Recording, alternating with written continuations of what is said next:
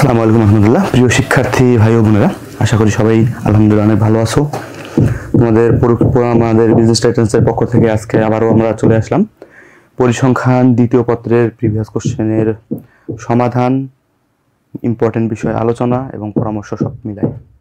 তো গতদিনের মতো আমরা আজকে ডিটেলস দেখার চেষ্টা করব যে এখানে মোট 6টা অধ্যায় আছে আজকে আমাদের।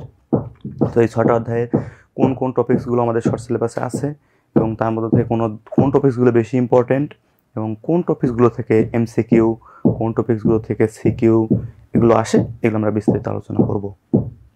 তো তোমাদের বলে রাখতে চাই যে আশা করি তোমাদের প্রস্তুতি একদম শেষ পর্যায়ে।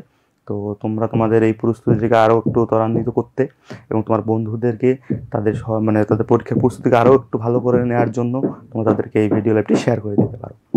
তোমরা কথা না বলে আমরা শুরু করি আমাদের আজকের আলোচনার বিষয় পরিসংখ্যান দ্বিতীয় পত্র, বিগত সালের প্রশ্ন সমাধান এবং আলোচনা বিস্তারিত অ্যানালাইসিস ক্লাস। তো আমরা প্রথমেই দেখব যে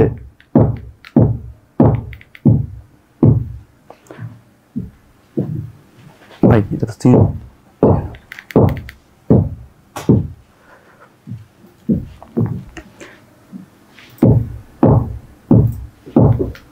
প্রিয় শিক্ষার্থীরা, এখন আমরা দেখবো যে আসলে প্রথমে শুরুতে আমাদের মান বন্টনটা কিরকম হয়। এখানে আমাদের যে মান বন্টনটা আছে সেটা গতানুগতিক অন্যান্য সায়েন্সের সাবজেক্টগুলো যেরকম হয় বা সৃজনশীল সাবজেক্টগুলো যেগুলোতে প্র্যাকটিক্যাল থাকে সেটার মধ্যে গতানুগতিক, যে এখানে টোটাল 50 মার্কের থাকবে, 75 মার্কের মধ্যে আমাদের বহু নির্বাচনী এবং সৃজনশীল দুটো পার্ট থাকবে।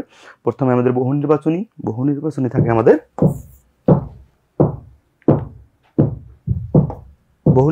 আমাদের হলো 25টা থাকে হলো 25 মার্কের, এবং সৃজনশীল থাকবে হলো 8টার মধ্যে আমাদের অ্যান্সার করতে হয় 5টাতে 50। এইগুলো আমাদের মান বন্টন, এবং বাকি যে 25 থাকে সেটা আমাদের প্র্যাকটিক্যালে পরীক্ষা নেওয়া হয় আর কি। এই ছিল মান বন্টন। এরপরে আসি আমরা আমাদের মেইন বা মূল আলোচনায় আমরা চলে আসি। আমাদের শর্ট সিলেবাসের প্রথম যে অধ্যায়টা সেটা হলো আমাদের যে সম্ভাবনার আসলে আমরা এখানে কি সম্ভাবনা জিনিসটা কি সেটাকে আমরা দেখব। যে সম্ভাবনা বলতে এটাই বোঝায় যে কোনো কিছু ঘটার কতটুকু পসিবিলিটি থাকে, সেটা হলো আমাদের সম্ভাবনা।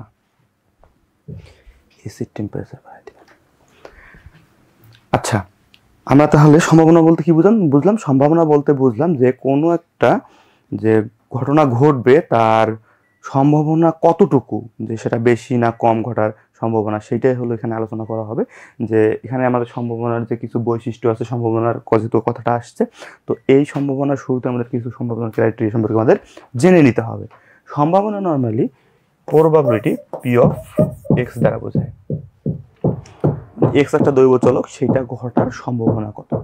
তো সম্ভাবনার মূল যে বৈশিষ্ট্য, সম্ভাবনা আসলেই যে কথাটা আসে যে এর মান কিরকম হয়, এর বৈশিষ্ট্যটা কিরকম। সম্ভাবনার মান সব সময়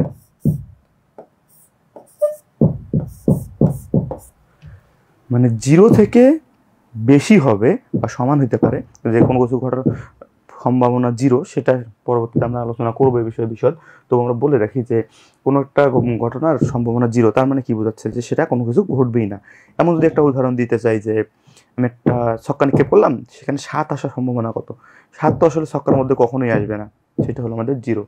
আর যদি এমন হয় যে কোনো কিছুর প্রবাবিলিটির মান 1 বলতে কি বোঝায় যে আমি একটা কি করলাম, মানে আমার কাছে একটাই বল আছে, আমি সেটা একটা বক্সের মধ্যে রাখলাম, আমি এবার সেটাই উঠাবো। যদি এই টাইপের হয় তাহলে কি হবে? একটা বল তুলবো, একটাই বল আছে, সেটা সম্ভাবনা হলো 1, মানে নিশ্চিত ঘটনা যেটাকে আমরা বলি। আর সম্ভাবনা একটা একটা সূত্র যেটা আমরা বলি সেটা হলো যে সম্ভাবনা সূত্র যদি আমরা দেখি যে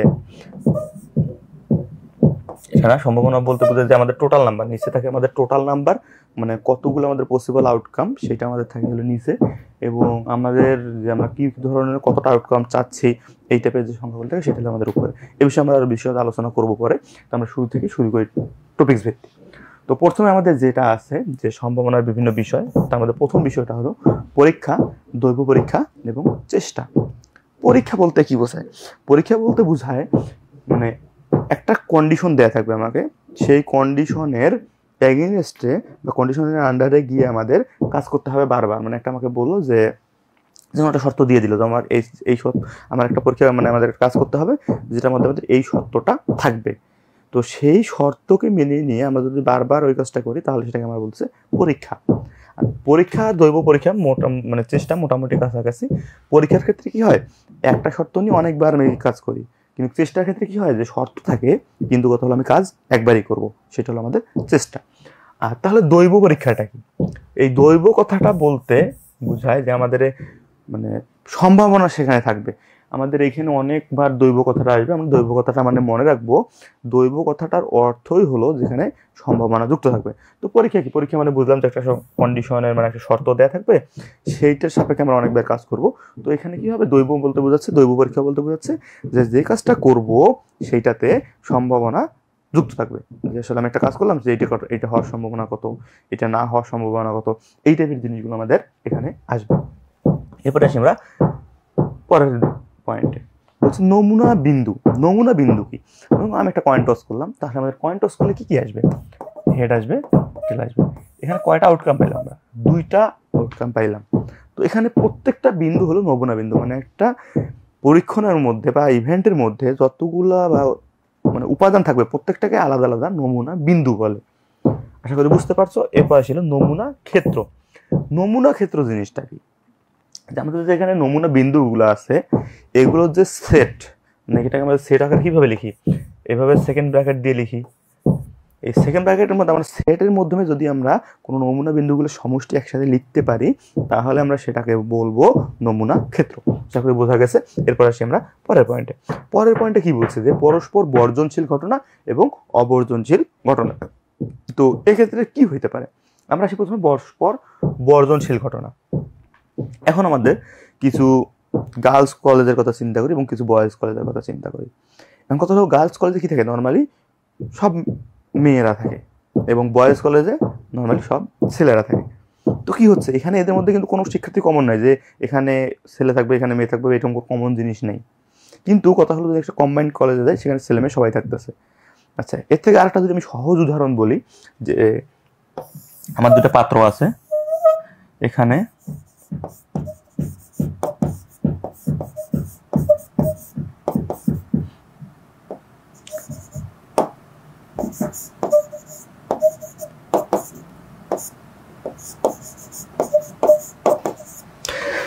এখানে আমরা কি লিখলাম? আমাদের 2টা বক্স আছে, আমরা 2টা বক্স নিলাম।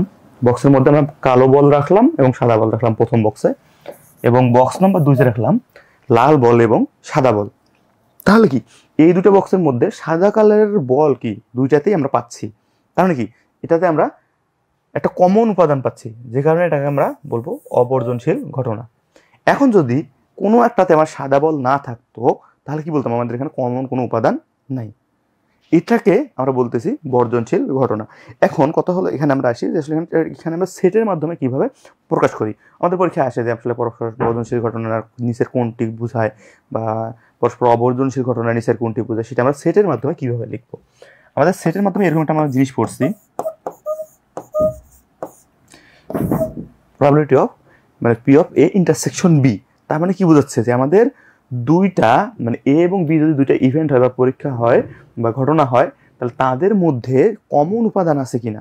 যদি তাদের মধ্যে কমন উপাদান থাকে, যদি সমান সমান মানে নট ইকুয়াল টু 0 হয়, মানে তাদের মধ্যে অন্তত একটা কমন উপাদান আছে, যদি এরকম হয় তাহলে সেটাকে আমরা কি বলবো? পরস্পর অবর্জনশীল ঘটনা। মানে এটাকে আমি বাদ দিতে পারতেছি না, মানে এটা 2টার মধ্যে আমাদের কমন একটা উপাদান আছে, তাহলে এটা হলো আমাদের অবর্জনশীল ঘটনা।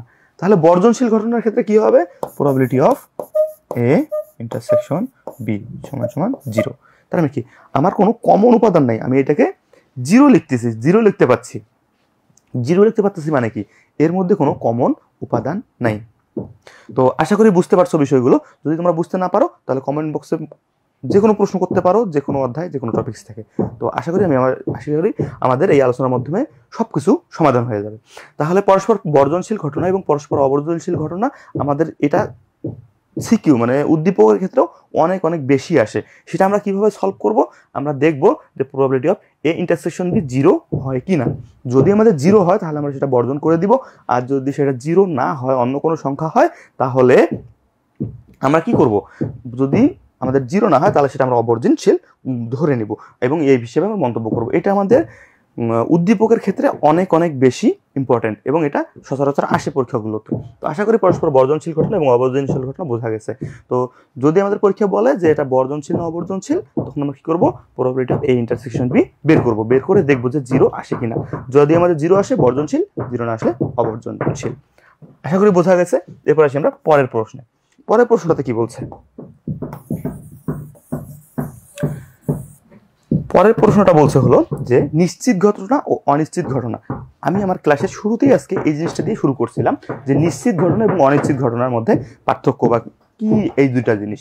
আমাদের সম্ভাবনার যে জিনিসটা প্রথম যে আমাদের সম্ভাবনার যে বৈশিষ্ট্য সেটা হলো এই জিনিসটা, সম্ভাবনা জিরোর মান 0 থেকে 1-এর মধ্যে সবসময়। সর্বনিম্ন মান হলো 0 এবং সর্বোচ্চ মান হলো 1।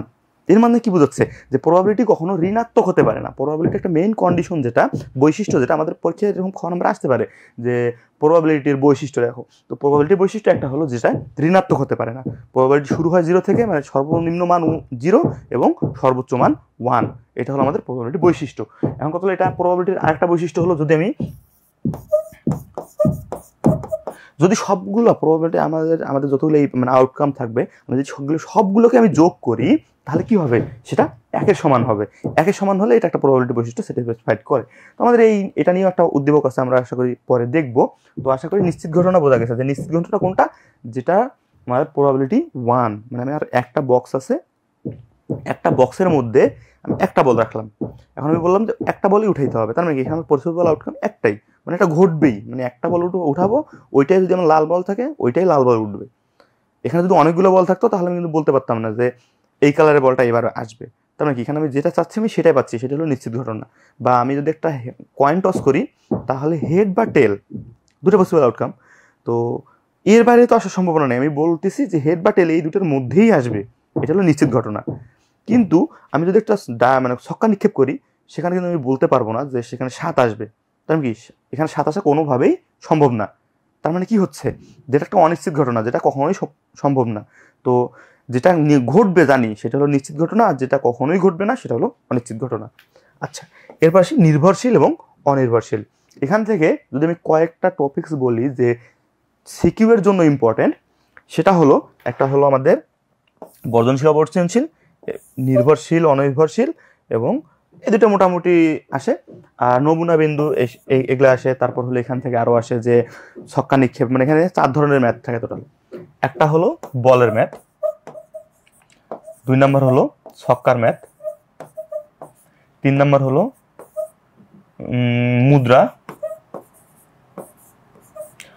আর 4 নাম্বার হলো তাস।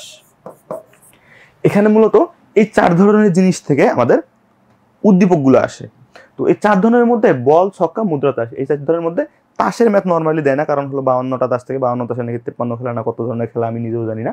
তো কথা হলো যে এই তাস থেকে অত কঠিন কোশ্চেন করে না আর কি। এই কারণে ওই টপিক থেকে মানে কত হলো এখন পর্যন্ত হয়তো 1-2টা সালে আসছে আর কি সর্বোচ্চ বোর্ডে, এর বাইরে কখনো এটা আসে না। কিন্তু বাকি যে 3টা আছে, এই 3টা খুবই বেশি ইম্পর্টেন্ট এবং এই অধ্যায় থেকে বলা যায় যে 2টা আসবে, 2টা উদ্দীপক আসেই, মানে মিনিমাম 2টা উদ্দীপক আসে। যেহেতু 6টা অধ্যায়, 8টা কোশ্চেন করতে হয়, এই অধ্যায়টা অনেক বড় একটা অধ্যায় সব থেকে। তো এই অধ্যায় থেকে আমরা 2টা প্রশ্ন মধ্যে থাকে এবং 2টার মধ্যে এখান থেকে যে কোনো কিছু মানে যে কোনো 2টা টপিক থেকে চলে আসে আর কি। তার মানে কি বুঝতে পারছি এই অধ্যায়টা অনেক বেশি ইম্পর্টেন্ট। আশা করি তোমরা এই অধ্যায়টা অনেক সুন্দর করে পড়ছো, আর এবং আমরা আজকে সামারাইজ করবো যেন তোমাদের বুঝতে সুবিধা হয় যে কোনো টপিক বাদ গেছে কিনা। আচ্ছা, তাহলে আমরা এবার আসি নির্ভরশীল এবং অনির্ভরশীল ঘটনা। নির্ভরশীল এবং অনির্ভরশীল জিনিসটা আসলে কি বুঝাচ্ছে? নির্ভরশীল বলতে বুঝাচ্ছে, নির্ভরশীল যদি আমাদের বলে যে নির্ভরশীল কিনা, তাহলে আমাদের সূত্র হলো এটা, সমান সমান probability of A probability of,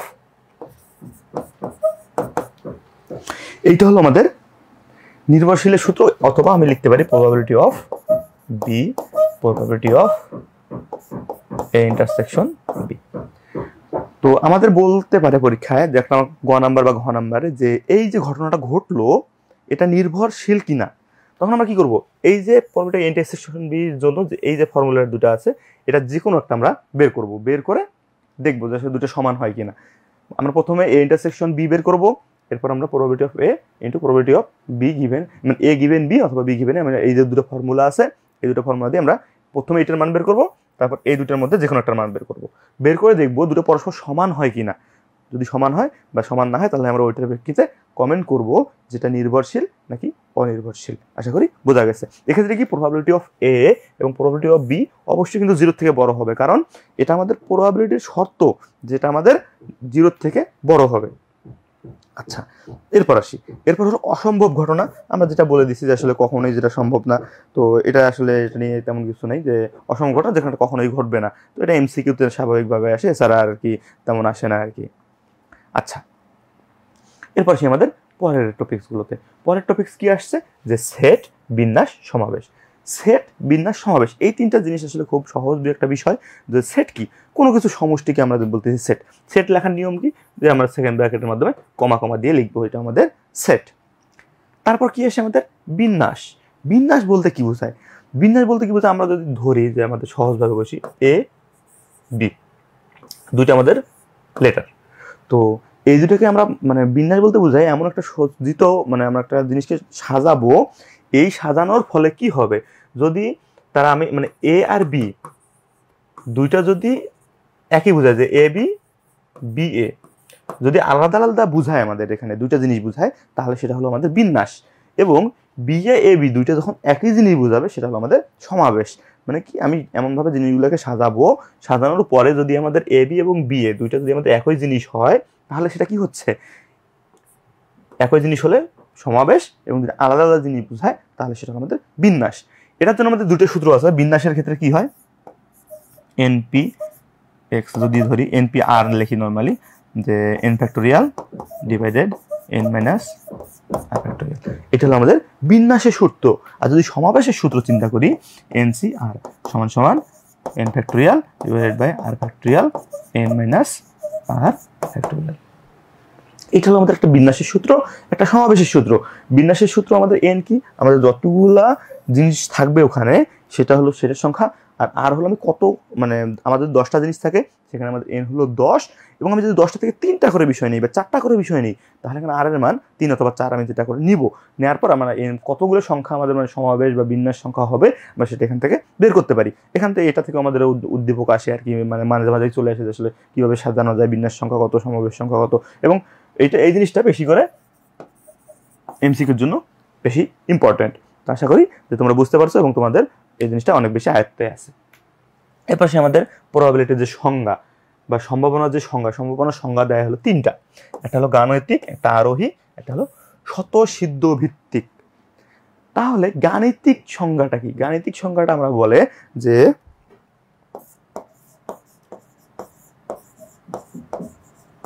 অনুকূল ভাগ মোট। অনুকূল ভাগ মোট দ্বারা কি বোঝাচ্ছে, যে আমি কতগুলো চাচ্ছি, আমার মনে একটা 10টা, আমার হলো একটা বক্স থেকে আমি, আমার বক্সে 10টা বল আছে, 10টার মধ্যে আমি 5টা বল উঠাবো, মানে বা 5টা সাদা আছে 5টা কালো আছে, 5টাই সাদা হবে তার সম্ভাবনা কত, তাহলে আমি চাচ্ছি আমার মোট বল কয়টা, 10টা, আমি উঠাইতেছি কয়টা, 5টা, সমান সমান 0.5। এটা হলো আমাদের প্রবাবিলিটি। তো এটা এই মানে সম্ভাবনার গাণিতিক সূত্র দ্বারা এটাই বোঝায় যে সংখ্যাটা এরকম, যে অনুকূল যে কয়টা সংখ্যা থাকবে ডিভাইড বাই মোট সংখ্যা দ্বারা ভাগ করলেই আমাদের এই সম্ভাবনার গাণিতিক সূত্রটা সংখ্যাটা আমরা পেয়ে যাই। আর এরপরে আসে আরোহী সূত্র। আরোহী সূত্র কি, যদি আমাদের এই যে মোট যেটা আছে এইটা প্রবাবিলিটি আমি এস দিয়ে চিন্তা করি, তাহলে এটা হলো ইনফিনিটি, মানে অসংখ্যবার হবে। যদি আমরা এই জিনিসটাকে অসংখ্যবার ট্রাই করি তাহলে কি হচ্ছে, মানে এটা সংখ্যাটা একই জিনিস কিন্তু এটা ভাবে এভাবে লেখে আর কি, যে ইনফিনিটি, যে probability of A, probability of S, এটা কি বলছে, limit probability of S tends to infinity probability of A by probability of S. এই জিনিসটা তাহলে কি বোঝাচ্ছে, যে প্রবাবিলিটি অফ এস যদি অনেক অনেক বেশি হয় তাহলে কি হচ্ছে, যে এর যে অনুকূল ফলাফল ওইটা ভাগ এইটা করলে আমার লিমিট দিলেই আমাদের এই সংখ্যাটা আমরা পেয়ে যাচ্ছি। তো আরোহী সংখ্যা হলো যে কোনো একটা মোট, যদি মোট আউটকাম বা মোট ফলাফল যদি আমাদের অসীম সংখ্যক হয় তাহলে এভাবে আমরা লিখতে পারি। এটার ক্ষেত্রে কিন্তু অসীম সংখ্যক হইতে হবে, তাহলে আমরা আরোহী পদ্ধতিটা লিখতে পারবো আর কি। এটা কিন্তু আরোহী সংখ্যার একটা কন্ডিশন। আর যদি আমরা স্বতঃসিদ্ধর কথা বলি, যে স্বতঃসিদ্ধর ক্ষেত্রে আসলে এভাবে স্পেসিফিক কোনো সংজ্ঞা ওভাবে দেওয়া হয়নি, কিন্তু কথা হলো যে কি দিছে, যে প্রবাবিলিটি অফ 1 এইভাবে দিছে আর কি সংজ্ঞাগুলো, যে এভাবে যদি আমরা স্বতঃসিদ্ধ করি, স্বাধীন করি, তারপর আমরা যদি চিন্তা করি যে সম্ভাবনার যে স্বতঃসিদ্ধ সিদ্ধান্তগুলো, যে আসলে প্রবাবিলিটির যে সিদ্ধান্তগুলো আমরা সিদ্ধান্ত ভিত্তিক, মানে আমাদের 0 থেকে বড় হবে, 1 থেকে ছোট হবে, এই সিদ্ধান্তগুলোই হলো আমাদের এখানকার কন্ডিশন, এখানকার শর্ত। এই শর্তগুলোর ক্ষেত্রে আমাদের আরো একটা কিছু আছে, সেটা হলো মনে করো যে আমাদের প্রবাবিলিটি অফ এক্স, এই যে জিনিসটা আছে এটা হবে বাস্তব, তারপর সাম প্রবাবিলিটি অফ এক্স করলে হবে 1, এটা 0 থেকে বড় হবে। এই যে শর্তগুলো আছে এইটাই হলো সম্ভাবনার স্বতঃসিদ্ধ ভিত্তিক সংজ্ঞা, মানে এর যে কন্ডিশনগুলো আছে সেটা স্যাটিসফাই যদি করে তাহলে সেটা হলো স্বতঃসিদ্ধ ভিত্তিক সংজ্ঞা আসে এভাবে। তাহলে আমরা তিনটা যে সমাবেশের যে মানে সম্ভাবনার যে 3টে সংজ্ঞা আছে, গাণিতিক সংজ্ঞা, আরোহী সংজ্ঞা এবং স্বতঃসিদ্ধ ভিত্তিক সংজ্ঞা, এদিন আমরা দেখলাম, এবং কোনটা কি সংজ্ঞা আসে সেটা আমরা দেখলাম। তো এই জিনিসটা কোথায় আসে? এই জিনিসটা আসে আমাদের ক নম্বরে। আমাকে বলে দেয় যে আরোহী বা অবরোহী সংজ্ঞা দাও, বা স্বতঃসিদ্ধ সংজ্ঞা কোনটা বোঝায় সম্ভাবনার, এটা ব্যাখ্যা করতে বলে। এটা হলো আমাদের এখান থেকে আমরা পেয়ে যাব। আচ্ছা, এরপরে সে আমাদের সর্বশেষ এখানকার যে টপিকটা সেটা হলো শর্তাধীন সম্ভাবনা বা স্বাধীন সম্ভাবনা।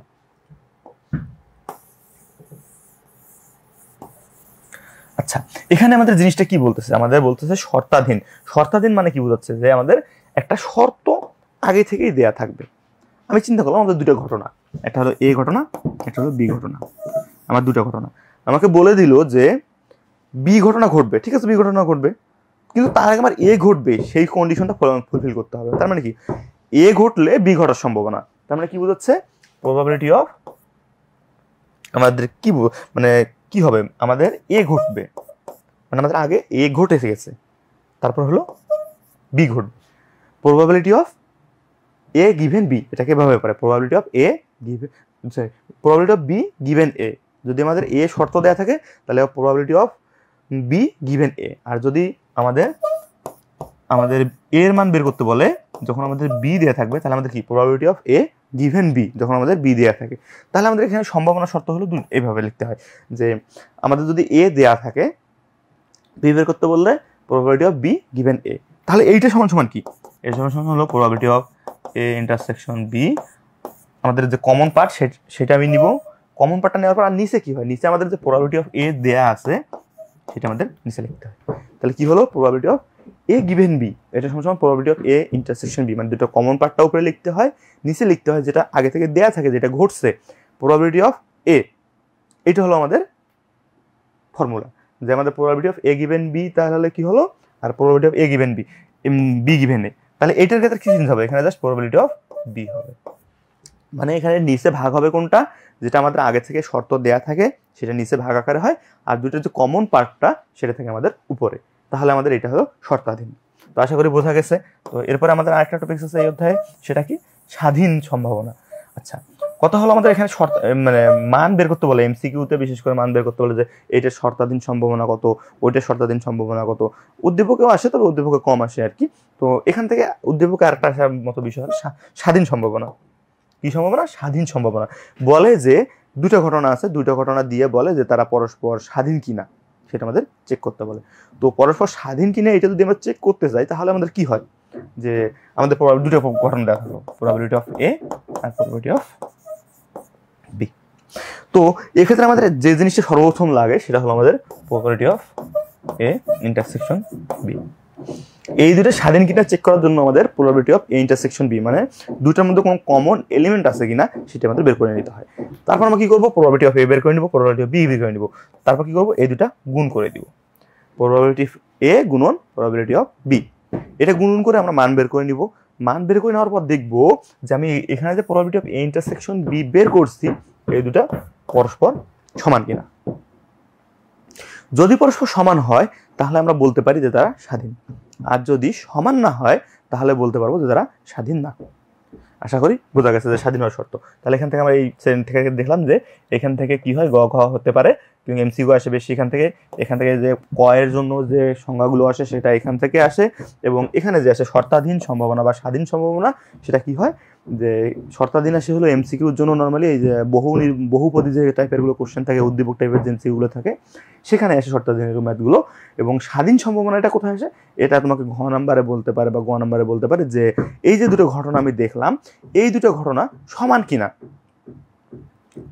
বা স্বাধীন কিনা পরস্পরের থেকে, তো সেটা আমাদের চেক করতে বলে। তাহলে আমরা কি করবো, প্রবাবিলিটি অফ এ গুণন প্রবাবিলিটি অফ বি সমান সমান probability of A intersection B, এই মানটা আমরা বের করবো। বের করে যদি আমরা দেখি যে তারা পরস্পর মান সমান হচ্ছে, তাহলে আমরা বলবো স্বাধীন, আদারওয়াইজ নট।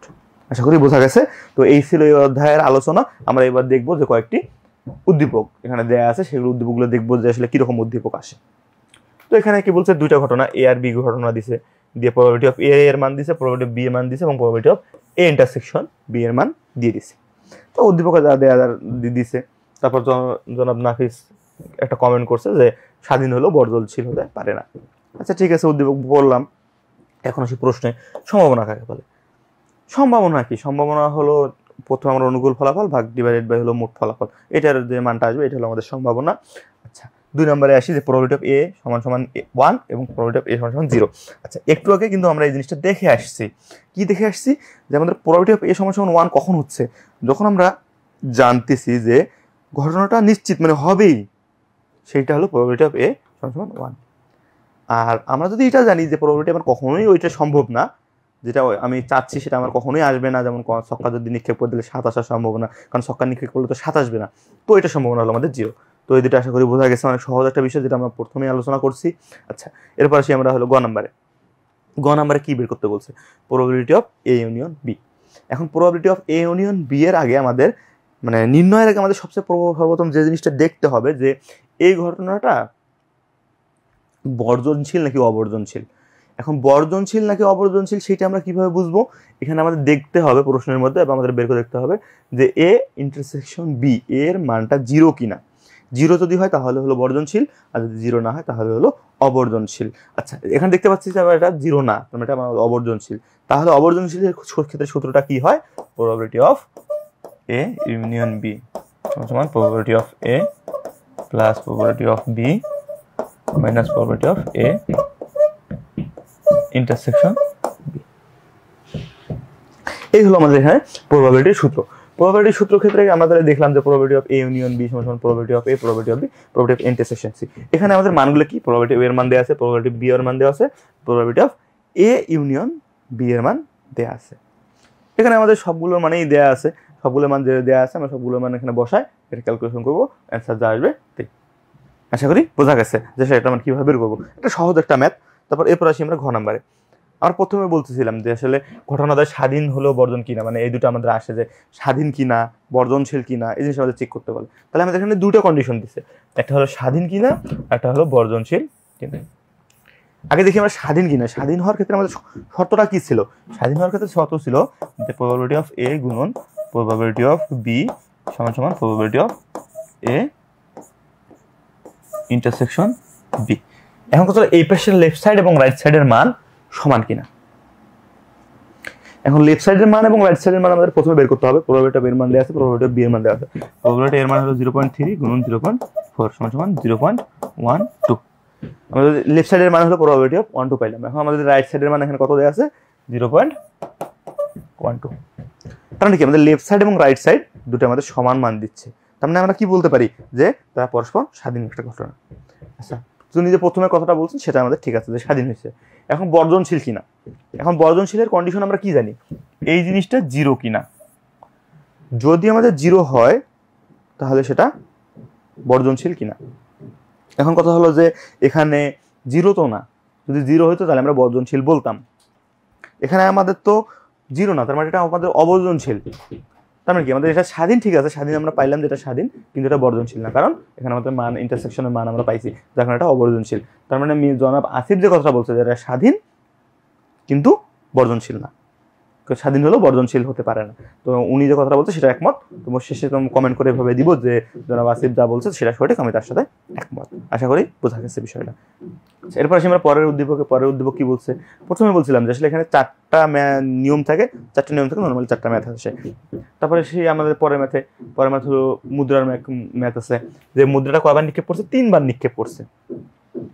3 বার নিক্ষেপ করলে আসলে সর্বপ্রথম আমাদের এই উদ্দীপকের জন্য যেটা কাজ হয় যে আচ্ছা আমরা আগে উদ্দীপকটা শেষ করি। যে নিক্ষেপ করা হলো, রবি বললো যে কোনো হেড না পাওয়ার সম্ভাবনা ও 3টি হেড পাওয়ার সম্ভাবনা একই। আচ্ছা ঠিক আছে, উদ্দীপক যা বলার বলছে, আমরা আগে ক খ দেখে নিই। ক নাম্বার কি বলছে? পরীক্ষণের সংজ্ঞা। পরীক্ষণের সংজ্ঞা আমি একদম শুরুতেই বলছি। পরীক্ষণ কি বলছিলাম? যে একটা আমাদের শর্ত দেয়া থাকে, সেই শর্তের শর্ত পূরণ করে আমরা একটা কাজ যদি বারবার করি তাহলে সেটাকে আমরা পরীক্ষণ বলতেছি। তারপর কি বলছে খ নম্বরে? প্রবাবিলিটি বেশ সম্ভাবনা। আমরা এর আগের উদ্দীপকও দেখছি এই জিনিসটা, যে একটা ঘটনা কখন তার মান প্রবাবিলিটির মান 1 হচ্ছে, যখন সেই ঘটনাটা ঘটবেই এটা আমরা নিশ্চিত, তখন আমাদের প্রবাবিলিটির মান 1। আচ্ছা, এখন কথা হলো এই গ নাম্বার এবং ঘ নাম্বারের জন্য আমাদের কি বলছে সেটা আমাদেরকে দেখতে হবে। কি বলছে? যে একটি মুদ্রা নিক্ষেপ 3 বার কবার নিক্ষেপ করছে? 3 বার। তাহলে আমাদের কি করতে হবে? এর জন্য যে আমাদের টেবিলটা থাকে সেই টেবিলটা নির্ণয় করতে হবে। হেড টেল, টেল হেড, টেল হেড, তারপর হেড টেল। এভাবে আমাদের যে টেবিলটা থাকে সেই টেবিলটা আমাদের সর্বপ্রথম নির্ণয় করে নিতে হবে। আচ্ছা, মনে করছি সাপোজ আমরা টেবিলটা নির্ণয় করে নিলাম। এখন নেওয়ার পর আমাদের কি বলছে? বড় জোর একটা হেড আসবে। বড় জোর একটা হেড মানে কি? একটার বেশি আসবে না। তাহলে একটার বেশি হেড আসবে না কোনটা, সেটার জন্য আমাদের এখানে দেখতে হবে। একটার বেশি হেড আসবে না আমাদের এখানে টেল, টেল হেড, তারপর টেল হেড, টেল টেল, টেল হেড টেল, টেল টেল টেল। এখানে এই যে 4টা আমি লিখলাম, এই 4টার মধ্যে কি 3টাতে আমার একটা করে হেড আসছে আর একটাতে 0 আসছে। তার মানে বিষয়টা কি বোঝাচ্ছে? যে probability of 0 plus probability of 1, মানে আমাদের বড় জোর একটা, মানে সর্বোচ্চ একটার বেশি আসবে না, কিন্তু একটা কম আসতে পারবে না, এটা তো বলেনি আমাদের। তার মানে কি প্রবাবিলিটি অফ 0 আসবে এবং প্রবাবিলিটি অফ 1, এই দুটো আমি যোগ করে দেব। আমাদের এখানে পসিবল আউটকাম কয়টা? পসিবল আউটকাম হলো আমাদের 8টা, নিশ্চয় হলো আমাদের পসিবল আউটকাম। আর আমাদের অনুকূল ফলাফল পাইলাম কয়টা? যে বড় জোর একটা, মানে 0 বা 1-এর জন্য সংখ্যা পাইছি আমরা 4টা। তার মানে এখানে আমাদের হবে 4 সমান 1/2। এইটা হলো আমাদের বড় জোর একটা পাওয়ার সম্ভাবনা হলো 1/2। আশা করি বোঝা গেছে। এরপর আসি আমরা পরের প্রশ্নে। পরের প্রশ্ন কি বলছে? যে রবির উদ্দীপকের যথার্থতা যাচাই করো। এখন রবি একটা কমেন্ট করছে, সেটা কি? কোনো হেড না পাওয়ার সম্ভাবনা ও 3টি হেড পাওয়ার সম্ভাবনা একই। এখন কথা হলো আমরা দুটো কন্ডিশন বলছে, যে দুইটা কন্ডিশন দিয়ে বলছে যে দুইটা সমান। এখন আসলেই দুইটা সমান হয় কিনা আমরা এখন সেটা দেখার ট্রাই করব। তো এখন আমরা আসি যে কোনো হেড না পাওয়ার সম্ভাবনা। কোনো হেড না পাওয়ার সম্ভাবনা শুধু আমাদের এই এক জায়গাতেই আসবে, যখন আমাদের 3টা টেল আসবে। তাহলে সেটার সম্ভাবনা কত? সেটার সম্ভাবনা হলো 1/8, কারণ হলো আমাদের একটা জায়গাতেই আমরা সেটা পাবো এবং টোটাল হলো আমাদের 8টা নমুনা বিন্দু। তো আমাদের সম্ভাবনা হলো 1/8। এখন 3টা হেড পাওয়ার সম্ভাবনা, 3টা হেড একটা কয়েন, 3টা কয়েনটা যদি টস করি তাহলে শুধু একটা জায়গাতেই আসবে হেড, হেড, হেড। তাহলে এটার সম্ভাবনা কত? আমাদের নমুনা বিন্দু পাচ্ছি আমরা একটা এবং টোটাল পাচ্ছি হলো আমরা 8টা। তার মানে কি এখানে আমাদের 1/8, এখানে আমাদের 1/8, 1/8 এটা যখন আমি পাচ্ছি তখন কি বলছে? এই দুটো সমান। তাহলে রবি কি বলছে? রবি বলছে যে কোনো হেড পাওয়ার সম্ভাবনা ও 3টি হেড পাওয়ার সম্ভাবনা একই। তার মানে সে যেটা বলছে সেটা আসলে ঠিক আছে। তো আশা করি বোঝা গেছে যে আসলে কিভাবে আমরা অ্যান্সার করবো। এরপর আসি আমরা পরের উদ্দীপকে। কি বলছে? 2টি ছক্কা নিক্ষেপ করছে। ছক্কা নিক্ষেপ করার পর পরিসংখ্যানের শিক্ষক বললেন, যে মিস্টার মনির বললেন যে 2টি ছক্কা, মানে ছক্কা দুটির উপরের পিঠে প্রাপ্ত সংখ্যার যোগফল 8 অপেক্ষা বড় হবে, এর সম্ভাবনা একটা দিয়ে রাখছে, 28%। আচ্ছা ঠিক আছে, তুমি যা বলার বলছে। আমরা এখন আসি ক নাম্বারে। ক নাম্বার কি? ঘটনা বলতে কি বুঝো? ঘটনা আমাদের একটা, মানে ঘটনা বলতে কি? কোনো কিছু একটা ইভেন্ট ঘটবে, সেটা এরকম ঘটনা, আমাদের সেটাতে প্রবাবিলিটি থাকে, সেটা হলো আমাদের ঘটনা। আর খ নাম্বার কি? যদি এর মান দেয়া আছে, বির মান দেয়া আছে। এখন ঘটনা দুটো পরস্পর বর্ধনশীল কিনা। বর্ধনশীলের ক্ষেত্রে আমরা যে কন্ডিশনটা জানি সেটা আবার চলে আসছে, যে প্রবাবিলিটি অফ এ ইন্টারসেকশন 0 কিনা। 0 হইলে বর্ধনশীল। এখন কথা হলো এখানে একটা কমন উপাদান 3 আছে, এখানে আমাদের 3 আছে। জানেন কি? আমাদের ইন্টারসেকশন যে আছে probability of A intersection B, তার মানে কি এটা আমাদের 0 না। 0 যদি না হয় তাহলে কিন্তু আমি বর্ধনশীল বলতে পারবো না। তার মানে এটা কি বলবো আমরা? অবর্ধনশীল ঘটনা। আচ্ছা, তো এটা সহজ একটা উত্তর ছিল। এবং এরপরে আমরা আসি যে পরের উদ্দীপক। পরের উদ্দীপক গ নাম্বারটা কি বলছে? যে ছক্কা নিক্ষেপ করছে তো কয়টা? 2টা ছক্কা নিক্ষেপ করছে, ঠিক আছে। নিক্ষেপ করার পর কি বলছে? যে উভয় ছক্কায় একই সংখ্যা হবে তার সম্ভাবনা বের করো। উভয় ছক্কায় একই সংখ্যা আসবে কত? 2টাতে 1 আসতে পারে, 2টাতেই 2 আসতে পারে, 2টাতেই 3 আসতে পারে, 2টাতেই 4 আসতে পারে, 2টাতেই 5 আসতে পারে, 2টাতেই 6 আসতে পারে। তাহলে আমাদের এরকম কয়টা? দুইটা ছক্কায় একই সংখ্যা আসবে, তার সংখ্যা হলো 6টা। আর আমাদের টোটাল 2টা ছক্কা নিক্ষেপ করলে আমাদের কয়টা পসিবল আউটকাম আসবে সেটা হলো 36টা। 36টা কেন, মানে 6^2, মানে আমাদের হলো পসিবল আমাদের আউটকাম হলো 6টা এবং আমরা কবার ক্রস করবো, ছক্কা নিক্ষেপ করবো 2বার, 6 6 36। তো এখানে আমাদের দুইবারই একই সংখ্যা আসবে, তার সেটা অনুকূল সংখ্যা হলো 6বার এবং মোট হলো 36বার।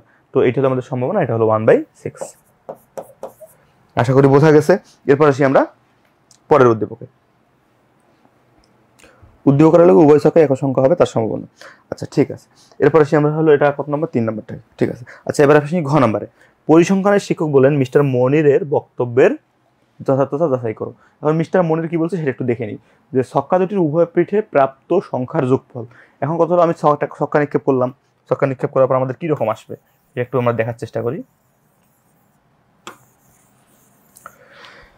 বিষয়টা এমন আসবে যে 1 2 3 4 5 6, 1 2 3 4 5 6। তো এরকম আমাদের 1 1, তারপর হলো 1 2, এভাবে আমাদের পুরো ডাটা টেবিলটা আমাদের সর্বপ্রথম কাজ হলো আমাদের ঘ নাম্বার অ্যান্সার করার জন্য পুরো ডাটা টেবিলটাকে রেডি করতে হবে। আচ্ছা ডাটা টেবিলটা রেডি করলাম, রেডি করার পর আমাদের প্রথমে কি বলছে যে আর যোগফল 8-এর বেশি হইতে হবে। যোগফল 8-এর বেশি তাহলে কোনটা কোনটা হবে, নর্মালি এখান থেকে হবে যে 6 3 6 4 6 5 6 6, এরকম করে এই যে কোনা বরাবর থাকবে, যে এই নিচের দিকে যে সংখ্যাগুলো থাকবে সেটা হলো আমাদের 8-এর যোগফলের বেশি হবে। তাহলে কি হবে, এইদিকে আমাদের টোটাল কটা থাকবে, 10টা সংখ্যা থাকবে। কটা সংখ্যা থাকবে, 10টা। আমরা এভাবে পুরো টেবিলটা রেডি করবো, রেডি করে আমাদের দেখাই দিতে হবে যে আমাদের এই সেটের জন্য আমাদের যোগফল 9-এর 8-এর বেশি হয়। তো আমি কটা অনুকূল ফলাফল পেলাম, 10টা। আর আমাদের সম্ভাবনা সূত্র আমরা কি জানি, যে কয়টা পাইছি সেইটা ভাগ টোটালটা। টোটাল ছিল আমাদের 36 এবং আমি সংখ্যা পাইলাম কয়টা, 10টা। তাহলে এটার সম্ভাবনা কত, আচ্ছা আচ্ছা কত হলো এখানে 36, তো এটা যদি আমি ক্যালকুলেশন করি তাহলে 0.28 পাবো, সমান সমান 28%। আমি এই ক্যালকুলেশনটা করার পর আমি কি পেলাম, 10টা হলে পেলাম কি, যে 10টা সংখ্যার মধ্যে 10টা সেটের মধ্যে যে তাদের যোগফল 8 অপেক্ষা বেশি হবে এবং টোটাল আমাদের হলো 30টা, 36টা আউটকাম। তো 36 10 ভাগ 36 করলে আমাদের 0.28 আসে, এটা হলো 28%। তাহলে যে পরিসংখ্যানের যে শিক্ষক মিস্টার মনির, মানে উনি যে বলছে যে এটা পার্সেন্ট হবে 28%, তাহলে আমাদের ক্যালকুলেশন করে আমরা দেখলাম যে এটা পার্সেন্ট আসলে 28%। তার মানে কি উনি যা বলছে সেটা ঠিক বলছে, তাহলে এটা আমাদের যথাযথ যাচাই করা হলো। আচ্ছা আশা করি বোঝা গেছে। এরপর আমরা পরের প্রশ্ন। তানিমার কাছে 3টি সাদা বল ছিল আর 5টি কালো বল ছিল, টোটাল বল থাকে আমাদের কয়টা, 8টা। আচ্ছা তানিমা কয়টা বল সিলেক্ট করছে, 2টা বল সিলেক্ট করছে। আচ্ছা ঠিক আছে, ঘটনা কাকে বলে, ঘটনা এর আগে আমরা দেখলাম। তারপর হলো খ নাম্বার, সম্ভাবনার মান ঋণাত্মক হতে পারে না। সম্ভাবনার মান আমরা প্রথমে যে বিষয়টা আলোচনা করছি, সম্ভাবনার মান কত,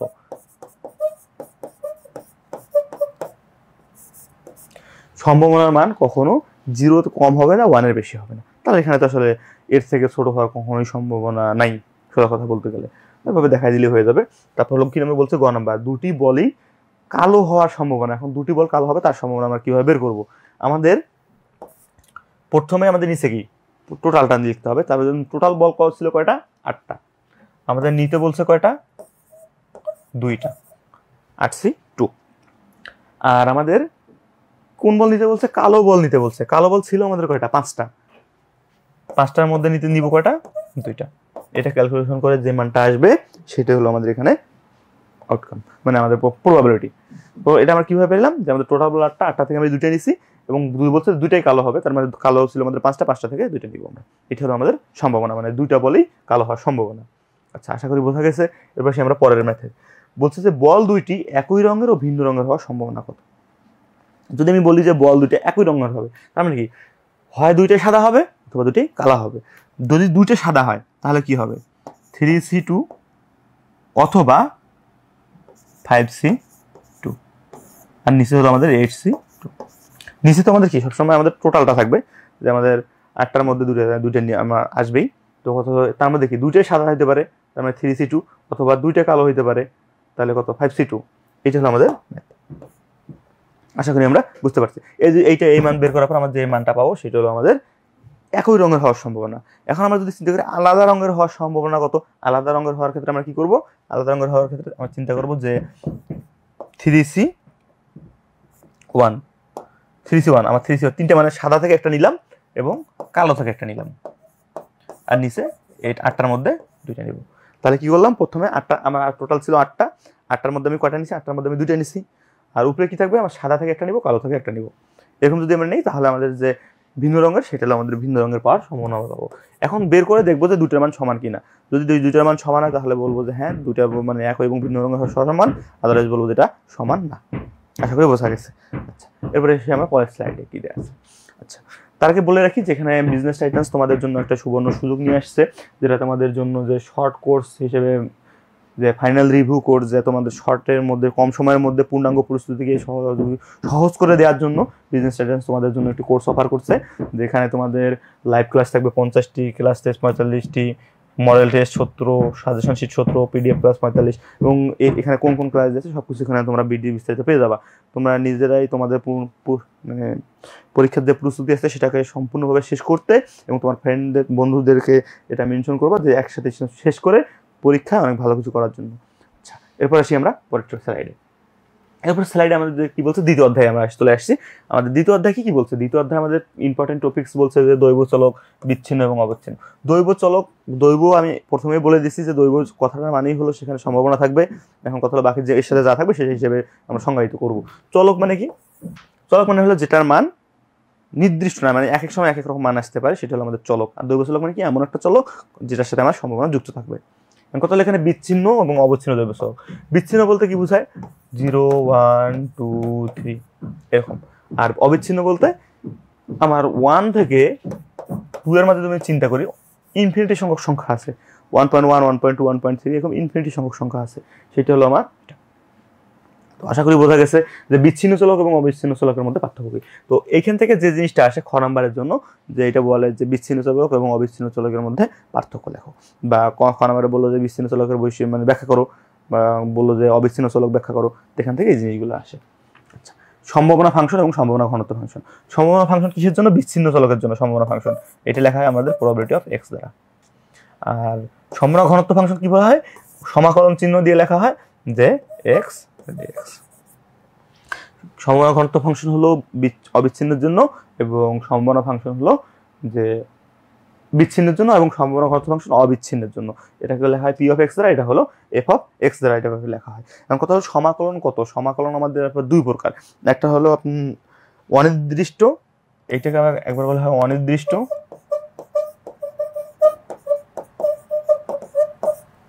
আর একটা হলো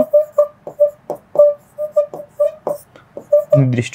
এখন সমাকলন এইটাকে আমি দুভাবে নির্দিষ্ট এবং অনির্দিষ্ট কিভাবে বলতে পারি, যখন আমার কোনো লিমিট থাকবে না, আমি বললাম যে এক্স ডিএক্স বা এফ অফ এক্স ডিএক্স। আর এখানে যখন আমি বলবো যে এ থেকে বি, আমি লিমিট দিয়ে দিলাম যে এফ অফ এক্স ডিএক্স, মানে আমাদের এফ অফ এক্স এর মানটা কত, এফ অফ এক্স এর মানটা আমার এ থেকে বির মধ্যে যদি থাকে তাহলে আমি সেটাকে বলতেছি নির্দিষ্ট, আর যদি কোনো লিমিট দেওয়া না থাকে তাহলে সেটা আমি বলতেছি অনির্দিষ্ট সমাকলন। তো আশা করি বোঝা গেছে। তারপর হলো বিন্যাস ফাংশন এবং যুক্ত ফাংশন। বিন্যাস ফাংশন কি, বিন্যাস ফাংশন আমি নির্ধারণ করি এফ অফ এক্স দ্বারা, এটা আমাদের বিন্যাস ফাংশন। এই বিন্যাস ফাংশন থেকে যদি আমি সম্ভাবনা যুক্ত ফাংশন বের করতে চাই তাহলে কি হয়, যে এফ অফ এক্স, এটা কি করতে হয় যে ডি বাই ডিএক্স, এটাকে আমি ভালো করে লিখি যে d by d x f of x. তাহলে কি হচ্ছে যে বিন্যাস ফাংশন যেটা আমাদের, সেটাকে আমি এইভাবে লিখতে পারি। এবং বিন্যাস ফাংশনের কিছু কন্ডিশন আছে বিন্যাস ফাংশনের, যেমন এরকম যে আমি যদি মাইনাস ইনফিনিটি লিখি সমান সমান 0, আবার যদি প্লাস ইনফিনিটি পর্যন্ত লিখি তাহলে হয় 1। এটা হলো বিন্যাস ফাংশনের এই কন্ডিশনগুলো এভাবে আসে। নিচে আমাদের বহুপদীর জন্য আমাদের প্রশ্ন করে যে এমসিকিউতে, যে নিচের কোনটি বিন্যাস ফাংশনের শর্ত, বা নিচের কোনটি বিন্যাস ফাংশনের শর্তগুলোকে ঠিকঠাক মতো ফুলফিল করে, এই জিনিসগুলো এখানে আসে এমসিকিউর জন্য, যে বিন্যাস ফাংশনের জন্য নিচের কোনটি সঠিক, এই শর্তগুলো ওখানে এমসিকিউতে দিয়ে রাখে। তো এখান থেকে এই জিনিসটা এমসিকিউর জন্য অনেক বেশি ইম্পর্টেন্ট। আর সর্বশেষ একটা হলো যুক্ত ফাংশন। যুক্ত ফাংশন কি, summation of probability of x y, মানে দুটো জিনিস থাকে আর কি, যে এখানে দুটো জিনিস থাকে, গুণ করলেও দুটো জিনিস থাকে, যোগ করলেও দুটো জিনিস থাকে, এটাকে বলতেছি আমি যুক্ত সম্ভাবনা ফাংশন। তাহলে এখান থেকে কি কি আসতেছে, প্রথমটা থেকে আমাদের খ নাম্বারে আসতেছে যে পার্থক্য, আর এই পরেগুলো থেকে এমসিকিউ আসতেছে সবগুলো থেকে, এবং এর কম্বাইন্ডে এই যে সম্ভাবনা ফাংশন, সম্ভাবনা ঘনত্ব ফাংশন বের করতে বলে, যে নিচের এটি সম্ভাবনা ফাংশন কিনা, সম্ভাবনা ঘনত্ব ফাংশন কিনা, আপেক্ষিক সম্ভাবনা ফাংশন কিনা, এটা চেক করতে বলে। এই জিনিসগুলো আসলে আমাদের গ ঘতে আসে। তো আমরা একটা উদ্দীপক দেখি, আমরা দেখলে বুঝতে পারবো আসলে কিভাবে আসে। এখানে আমাদের পরে একটা উদ্দীপক দেওয়া আছে, পরের উদ্দীপকটা কি দেওয়া আছে, একটা আমাদের সম্ভাবনা অপেক্ষক মানে ফাংশন দেয়া আছে, যে probability of x P of x সমান এক্স প্লাস ওয়ান বাই কে মান দিছে।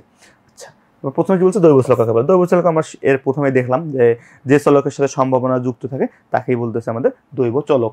আচ্ছা, দৈব চলকের ভেদাঙ্কের মান সর্বদা ধনাত্মক ব্যাখ্যা করো।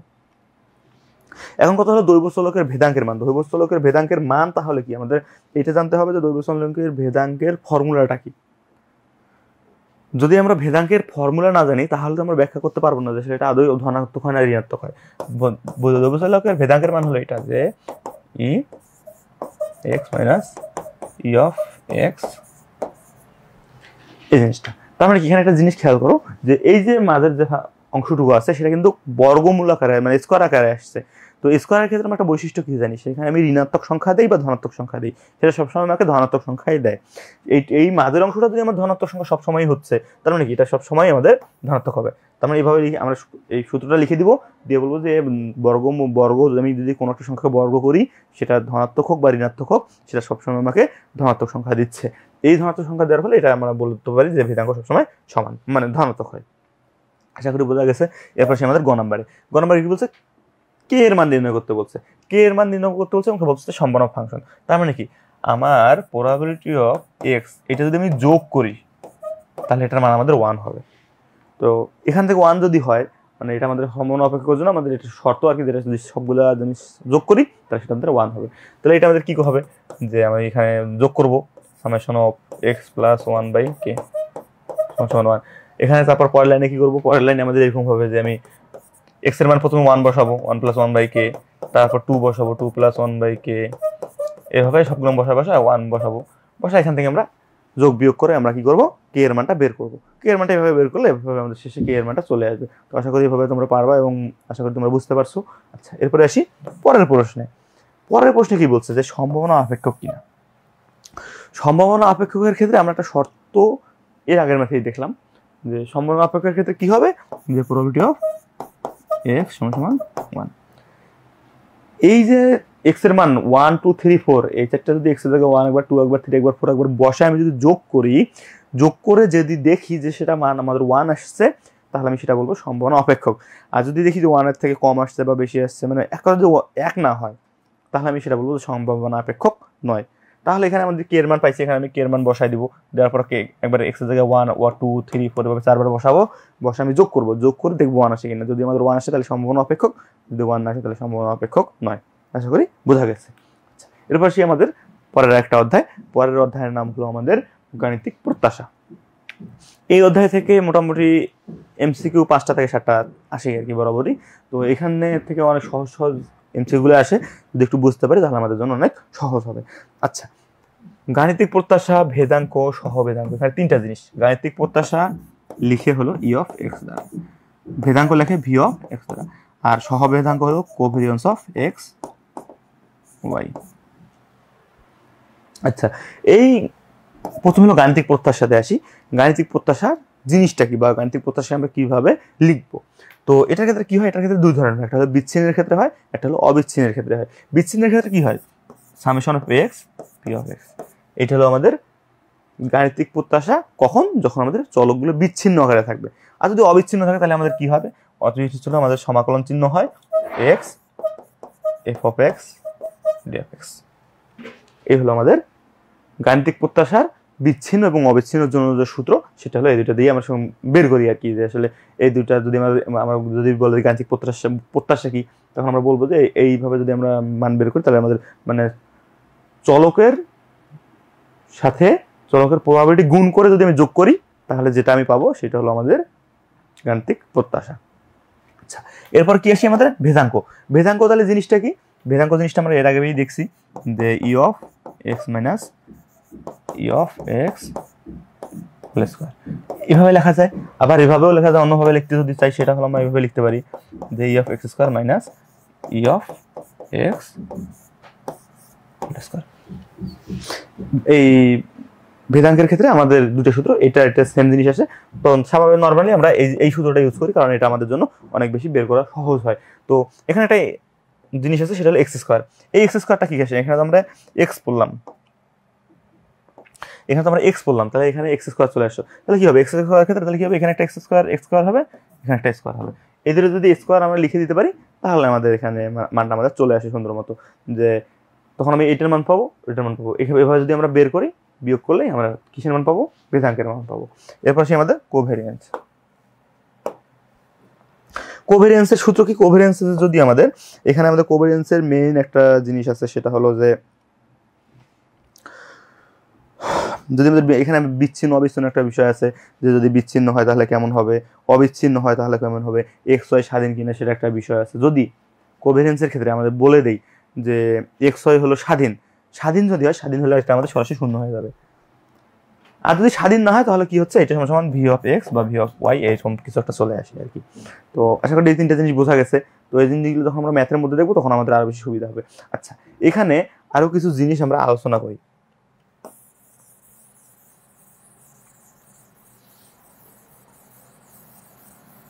আমরা প্রথমে আলোচনা করি একটু কিসের জন্য? গাণিতিক প্রত্যাশার জন্য। গাণিতিক প্রত্যাশার ক্ষেত্রে কি হয়? এরকম যদি আমার একটা চলক গুণন থাকে বা ধ্রুবক গুণন থাকে, তাহলে কি হয়? এটা সামনে আসে। যদি এরকম থাকে যে E of a x minus b, তাহলে কি হচ্ছে? ধরলাম প্লাসে দিলাম, তাহলে কি হচ্ছে? E of a x plus E of b. কি হচ্ছে? এটার ক্ষেত্রে আমাদের এটা বাইরে চলে আসে, ই অফ এক্স, তারপর প্লাস ই অফ বি। এখানে যোগ থাকতে পারে, বিয়োগ থাকতে পারে, যে কোনো কিছু থাকতে পারে। তো আমাদের গাণিতিক প্রত্যাশার ক্ষেত্রে আমরা এভাবে সূত্রগুলো লিখতে পারি। কিন্তু কত ভেদাঙ্কের ক্ষেত্রে আমাদের একটু চেঞ্জ আছে। ভেদাঙ্কের ক্ষেত্রে যদি আমি এরকম করি যে এ এক্স, তাহলে কি হবে? এটা বাইরে আসে, কিন্তু স্কোয়ার আকারে বাইরে আসে। আমাদের গাণিতিক প্রত্যাশার ক্ষেত্রে কিন্তু শুধুমাত্র এটা বাইরে আসছে, কিন্তু যখন আমি ভেদাঙ্ক লিখতেছি তখন কিন্তু এটা বাইরে আসবে, কিন্তু সেটা স্কোয়ার টাইম হয় বাইরে আসবে। এটা এমসিকিউর জন্য অনেক বেশি ইম্পর্টেন্ট। এটা এভাবে দিয়ে দেয় যে একটা সংখ্যা দিল, মানে এর জায়গায় অন্য একটা সংখ্যা দিল, দিয়ে লিখলো যে এটা সমীকরণ কোনটা, এটা বা এটার মান কত, এটা একটা ম্যাথ চলে আসে। তাহলে আমি এটা স্কোয়ার হয় বাইরে চলে আসে। আচ্ছা, তারপর পরে আরেকটা দেখি যে V of a x plus b, তাহলে কি হচ্ছে?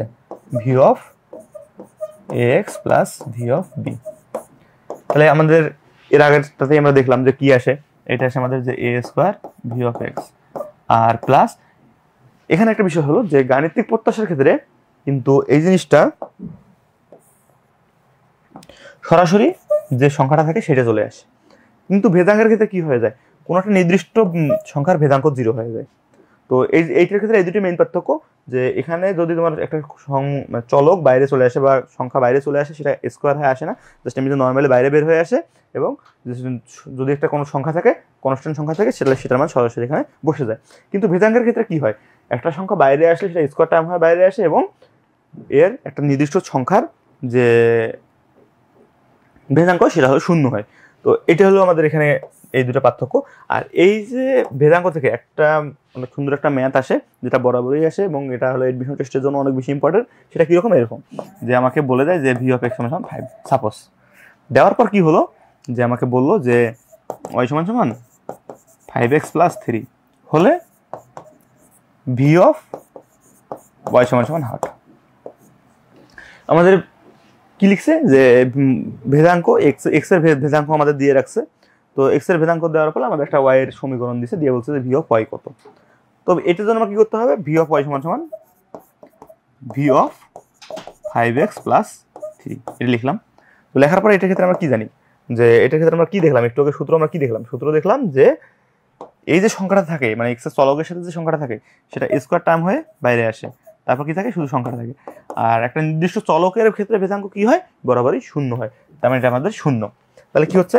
এটা আমাদের 25, আর আমাদের ভেরিয়েন্স অফ এক্স, মানে ভেদাঙ্কেও এক্স এর ভেদাঙ্ক দিয়ে রাখছে হলো 5। তার মানে এটা হলো 5, এটা হলো আমাদের 125। এই জিনিসটা যদি মানে এই জিনিসটা অনেক বেশি ইম্পর্টেন্ট, এবং বরাবরই এই জিনিসটা আসে। এরকম আসে, অথবা এরকম আসে যে এরকম তোমার সংখ্যাগুলো বের করে দিতে বলতে পারে যে এটার ভেদাঙ্ক কত হয়। আর অন্যভাবে যদি আসে তাহলে এই জিনিসটা আসে যে এক্স এর ভেদাঙ্ক দিয়ে রাখে, ওয়ার ভেদাঙ্ক আমি কীভাবে বের করবো, এখান থেকে মূলত এই জিনিসগুলো আসে।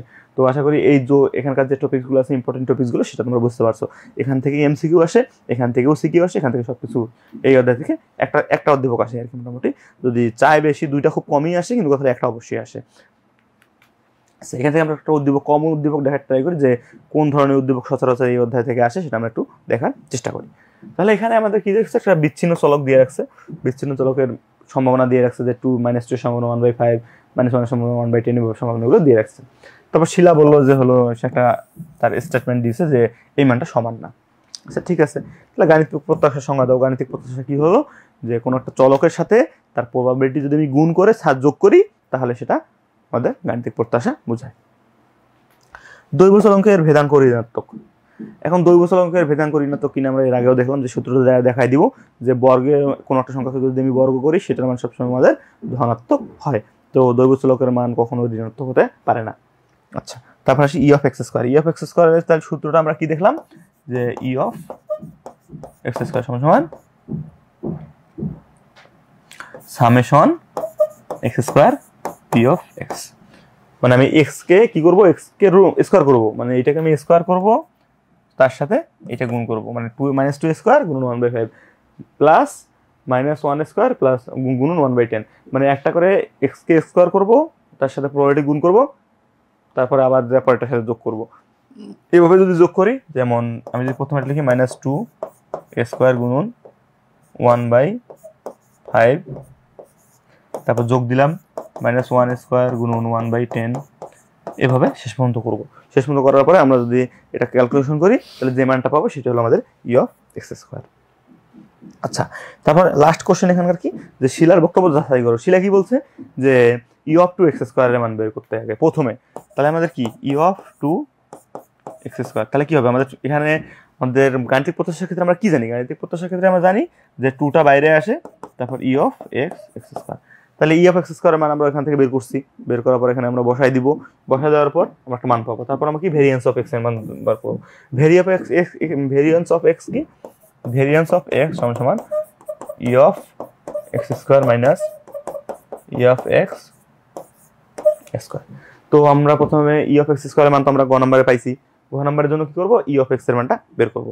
বের করার পর এটার উপর স্কোয়ার করবো, করে বিয়োগ করবো, বিয়োগ করলে আমরা যে জিনিসটা পাবো সেটা হলো ভেরিয়েন্স অফ এক্স। তো আমাদের এই মানটা বের করবো প্রথমে, তারপর আমরা এই মানটা বের করবো। বের করে দেখবো যে এই দুটো মান আসলেই সমান কিনা। যদি তারা সমান হয় তাহলে বলবো যে শিলা যেটা বলছে সেটা ঠিক আছে, যদি সমান না হয় তাহলে সেটা বলবো যে না, সে যা বলছে সেটা ঠিক নেই। আশা করি বুঝতে পারছো। আচ্ছা, এরপর সে আমাদের পরের একটা অধ্যায়, চতুর্থ অধ্যায় এবং পঞ্চম অধ্যায়, এই দুটো অধ্যায় মোটামুটি পাশাপাশি অধ্যায়। তো এই দুটো জিনিসগুলো অনেক বেশি কমন। যেমন আচ্ছা, তার আগে আমরা প্রথম থেকে আসি আসলে কি বলছে, তারপর আমি বলতেছি কমন জিনিসগুলো কোনগুলো। প্রথমে আমরা বলছি বাইনারি ট্রায়াল ও এর বৈশিষ্ট্য। বাইনারি ট্রায়াল কথাটার অর্থই হলো যে এখানে দুইটা পসিবল আউটকাম থাকবে, হয় আমি যদি চিন্তা করি যে সাকসেস অথবা ফেইলিওর, দুটো পসিবল আউটকাম থাকবে এবং তাদের যোগ করলে মানে সাকসেস মানে সফলতা এবং বিফলতা এই দুটার সম্ভাবনাকে যদি যোগ করি তাহলে সেটার মান কত আসবে, 1 আসবে। তো আশা করি বুঝতে পারছো এখানে এর বাইনারি ট্রায়াল কি এবং এর বৈশিষ্ট্য। তারপর আসি দ্বিপদী বিন্যাস। দ্বিপদী বিন্যাসেও দুটো থাকবে পসিবল আউটকাম, এবং এই দ্বিপদী বিন্যাসের যে সূত্রটা সেটা হলো আমরা এভাবে লিখি যে প্রবাবিলিটি অফ এক্স সমান NCX, তারপর হলো probability of x q n - x। এখানে এনটা কি, এনটা হলো যতগুলো আমরা যতবার ট্রায়াল করব বা পরীক্ষণ করব সেটার সংখ্যা। এক্স হলো আমাদের কতবার আমরা মানে পসিবল আউটকাম আমরা কতটা চাচ্ছি সেইটা। পি হলো আমাদের ওই যে সংখ্যাটা উঠবে সেটা সম্ভাবনা কত, আর কিউ হলো আমাদের ওই সংখ্যাটা না উঠবে তাহলে সেটা সম্ভাবনা কত। এক্ষেত্রে কি হয় যে সম্ভাবনা p plus q equal to 1। যদি আমাদের পি এর মান মানে পি মানে সম্ভাবনা মানে সফলতার হার, সফলতার সম্ভাবনা, তো সফলতার সম্ভাবনা যদি আমি কোনো একটা মান পেয়ে যাই সেটা যদি আমি 1 থেকে বিয়োগ করি তাহলে সেটা আমরা বিফলতার মান পাবো। তো এটা একটা শর্ত যে দ্বিপদী বিন্যাসের ক্ষেত্রে সফলতা এবং বিফলতাকে যদি আমি যোগ করি তাহলে সেটার মান 1 আসে। আচ্ছা, দ্বিপদী বিন্যাসের ধর্মাবলী, গড় ভেদাঙ্ক, গাণিতিক প্রাপ্ত ও প্রত্যাশিত ঘটন সংখ্যা। আচ্ছা, এক্ষেত্রে আমরা এক পাশ থেকে আমরা সবগুলো দেখার চেষ্টা করি যে আসলে এর কি কি আসে এবং এর জিনিসগুলো কি। আচ্ছা, এখান থেকে অনেক বেশি এমসিকিউ আসে, সেই এমসিকিউগুলো কি কি আসে সেটা একটু আমরা দেখার চেষ্টা করব। দ্বিপদী বিন্যাসের ক্ষেত্রে যদি আমি গড়ের কথা চিন্তা করি, গড় সমান সমান এনপি, এনপি এনপি এন এখানে কি জিনিস, এন হলো নাম্বার অফ ট্রায়াল, মানে কতবার আমি চেষ্টা করব, আর পি হলো কি, আমি যে একবার মানে ট্রায়াল করব, যে আমি যে পসিবল আউটকামটা চাচ্ছি সেটা সফলতার হার কত বা প্রবাবিলিটি কত, মানে সাকসেস প্রবাবিলিটি কত, সেটা হলো আমাদের পি। আচ্ছা, আর ভেদাঙ্ক তাহলে কি, এন পি কিউ। তাহলে এখানে কিউটা কি, কিউ হলো 1 মাইনাস পি, মানে 1 থেকে আমি যদি সাকসেস প্রবাবিলিটি মানে সফলতার সম্ভাবনাটাকে বাদ দিই, তাহলে আমি এখানে কিউ এর মান পাবো। আচ্ছা, এরপর এখানে আরো কিছু জিনিস আছে, এখানে কি কি আছে আরো, যদি এখান থেকে আমি চিন্তা করি যে এর বঙ্কিমতা নির্ণয় করবো, বঙ্কিমতা কিভাবে নির্ণয় করে, root over beta 1, root over beta 1 তাহলে কি হয়, q minus p by n p q root over. আচ্ছা, এটা হলো বঙ্কিমতা। বিটা 1 দ্বারা আমরা প্রথম পত্রেই দেখছি যে হলো পঞ্চম অধ্যায়, যে পরীক্ষার বঙ্কিমতা সূত্রলতা অধ্যায় দেখছিলাম যে রুট ওভার বিটা 1 কে দিয়ে বঙ্কিমতা বোঝায়।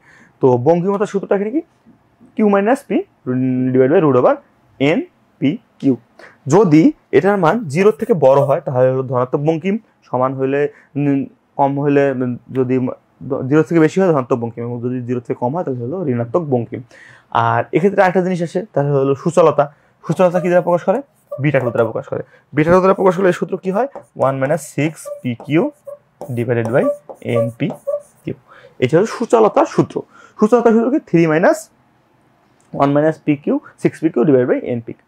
তো আমরা বঙ্কিমতার ক্ষেত্রে বঙ্কিমতার মানটাকে 0-র সাথে কম্পেয়ার করি, আর সূচলতার যে মানটা সেটাকে আমি 3-র সাথে কম্পেয়ার করি। যদি এটা 3 থেকে বড় হয় তাহলে আমি বলতেছি অতি সূচালো, এই নিবেশনটা অতি সূচালো মান দিচ্ছে। যদি কম হয় তাহলে অনতি সূচালো দিচ্ছে, আর যদি 3 সমান হয় তাহলে সেটা মধ্যম সূচালো দিচ্ছে। তো এই হলো বিষয়, যে এখান থেকে মোটামুটি এই জিনিসগুলো আসে, যে গ এবং ঘ নাম্বারে এটাই বলে নর্মালি যে এর বঙ্কিমতা বের করো বা সূচলতা বের করে আকৃতি সম্পর্কে মন্তব্য করো, এই জিনিসটা ঘ নাম্বারে আসে। আর গ নাম্বারে তাহলে কি আসে, গ নাম্বারে আসে যে দ্বিপদী বিন্যাসের মান বের করো, যে probability of x equal to something এর মান বের করো, এই টাইপের আসে গ নাম্বারে। ঘ নাম্বারে আসলে বঙ্কিমতা সূচলতার মান বের করো বা এটার মানে এদের মধ্যে তুলনা করো, এই জিনিসটা আসে। আর তাহলে এখান থেকে এমসিকিউ কি আসে, এমসিকিউ আসে যে এর গড় কত, এর ভেদাঙ্ক কত, এর বঙ্কিমতার মান কত, এর সূচলতার মান কত, এই টাইপের জিনিসগুলো এমসিকিউতে আসে শর্টকাটে। আচ্ছা, এখান থেকে আশা করি যে বোঝা গেছে সবকিছু।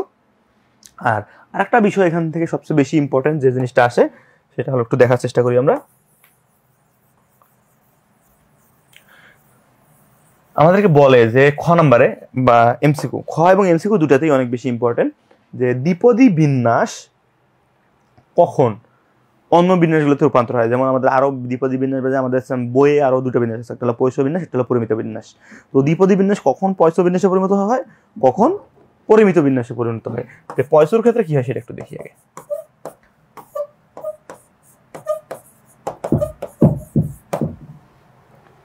পয়সর ক্ষেত্রে কি হচ্ছে, যদি n টেন্স টু ইনফিনিটি এবং p টেন্স টু 0, তার মানে এটা কি বোঝাচ্ছে, যদি আমার নাম্বার অফ ট্রায়াল মানে আমার যদি চেষ্টার সংখ্যাটা অনেক বেশি হয়ে যায়, ইনফিনিটি সংখ্যক টাইপের হয়ে যায়, এবং প্রবাবিলিটি মানে সাকসেস অফ প্রবাবিলিটি মানে কথা হলো 0-র কাছাকাছি চলে যায়, এবার খুবই নগণ্য, তাহলে কি হয়, এইটাকে আমরা তখন দ্বিপদী বিন্যাস দ্বারা করি না, তখন আমরা পয়স বিন্যাস দ্বারা ম্যাথটা করি।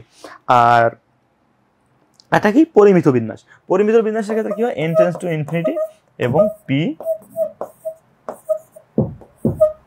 এটা দ্বারা কি বোঝাচ্ছে যে n টেন্স টু ইনফিনিটি মানে নাম্বার অফ ট্রায়ালটা অনেক বেশি, এবং p সমান p ইকুয়াল মানে কত খুব কাছাকাছি, মানে p আর q মোটামুটি সমান বলা যায়, একদম কাছাকাছি সমান, মানে কত 0.49 বা 0.51 এই টাইপের হতে পারে, বা দুটোই সমান হয়ে যেতে পারে। তো এই জিনিসটা এটাই যে পয়স বিন্যাস তখনই হবে যখন n টেন্স টু ইনফিনিটি এবং p টেন্স টু 0, আর পরিমিত বিন্যাস হবে n টেন্স টু ইনফিনিটি এবং p আর q এর মান যদি সমান হয়, মানে সফলতা এবং বিফলতার মান যদি দুটো সমান হয়, তাহলে সেটা আমাদের এখানে পরিমিত বিন্যাস হবে। তো এই হলো এখানকার জিনিস। আরেকটা হলো প্রাপ্ত প্রত্যাশিত ঘটন সংখ্যা। এটা কি বোঝায়, প্রবাবিলিটি অফ x সমান সমান n, সরি উল্টা লিখলাম, যে e অফ x সমান সমান n p অফ x। এটা হলো ঘটন সংখ্যা। ঘটন সংখ্যা কি, n এখানে কি, n হলো যে টোটাল যতগুলো ট্রায়াল থাকে তার সমষ্টি, আর হলো p তো হলো প্রবাবিলিটি। এই দুটো যদি আমি গুণ করি তাহলে আমি যেটা পাবো সেটা হলো প্রাপ্ত বা প্রত্যাশিত ঘটন সংখ্যা। আচ্ছা, এরপর আসি আমরা একটা ম্যাথ কি বলছে যে দ্বিপদী বিন্যাস কি বলছে যে একটা উৎপাদিত পণ্যের 25% খারাপ, এর দ্রব্যগুলোর 10টির প্যাকেটে বাজারজাত করা হলো। এটা কি প্রবাবিলিটি 0.25। এটা কি n সমান 10। আমাদের প্রথম কাজ হলো যেটা দেওয়া থাকবে সেটা মানে আমি নির্ণয় করে নিব। তাহলে এখানে p যদি 0.25 হয় তাহলে q সমান কি হবে 1 - 0.25 সমান 0.75। তাহলে এখান থেকে আমার p q এবং n এর মান আমাদের বের হয়ে গেছে। তো আমাদের যা মান দেওয়া ছিল সেটা আমি লিখে ফেলছি। এখন আমরা আসি উত্তর করতে। দ্বিপদী চলক বলতে কি বুঝো? দ্বিপদী চলক এর আগে দেখলাম যে আমাদের ওই সূত্রটা যদি দ্বিপদী চলকের যে সূত্রটা আছে সেটা যদি ফলো করে তাহলে আমি তাকে বলবো দ্বিপদী চলক। দ্বিপদী চলকের গড় ঋণাত্মক। দ্বিপদী চলকের গড় ঋণাত্মক আদৌ কি হতে পারে কিনা? দ্বিপদী চলকের গড় কি? এইটা না, এটা np। তাহলে n এখানে কি নাম্বার অফ ট্রায়াল, p হলো প্রবাবিলিটি। আমরা জানি নাম্বার অফ ট্রায়াল কখনো ঋণাত্মক হতে পারে না, সবসময় ধনাত্মক হয়। এবং প্রবাবিলিটি কি? প্রবাবিলিটি তো কখনো ঋণাত্মক হতে পারে না, প্রবাবিলিটিও সবসময় ধনাত্মক। তো যেহেতু দুটাই ধনাত্মক মান তাহলে আমরা সেখানে কখনোই ঋণাত্মক আসার কথা আসে মানে প্রশ্নই আসে না। যেহেতু দুটো ধনাত্মক মান পাচ্ছি সেহেতু আমাদের যে গড়টা পাবো, যে মানটা পাবো সেটা আমাদের ধনাত্মক। তার মানে কি দ্বিপদী বিন্যাসের গড় কখনো ঋণাত্মক হতে পারে না। আচ্ছা, এরপর আসি যে প্রবাবিলিটি অফ x = 0 এইটা নির্ণয় করতে বলছে। তার মানে কি আমরা যে সূত্রটা জানি সেই সূত্রটা কি NCx p of x q of n - x। তাহলে এখানে আমাদের মান বের করতে বলছে। এখানে আমাদের কি মান বলছে? x এর মান আমরা 0 বসাবো, n এর মান আমাদের কত পাইছি 10, p এর মান পাইছি হলো 0.25 আর q এর মান বসাইছি 0.75। আমরা এখানে মান বসাই দিব, মান বসাই দিয়ে ক্যালকুলেটর ক্যালকুলেশন করব, যা মান আসবে তা এখানে বসাই দেব। এটা আমাদের ম্যাথ শেষ।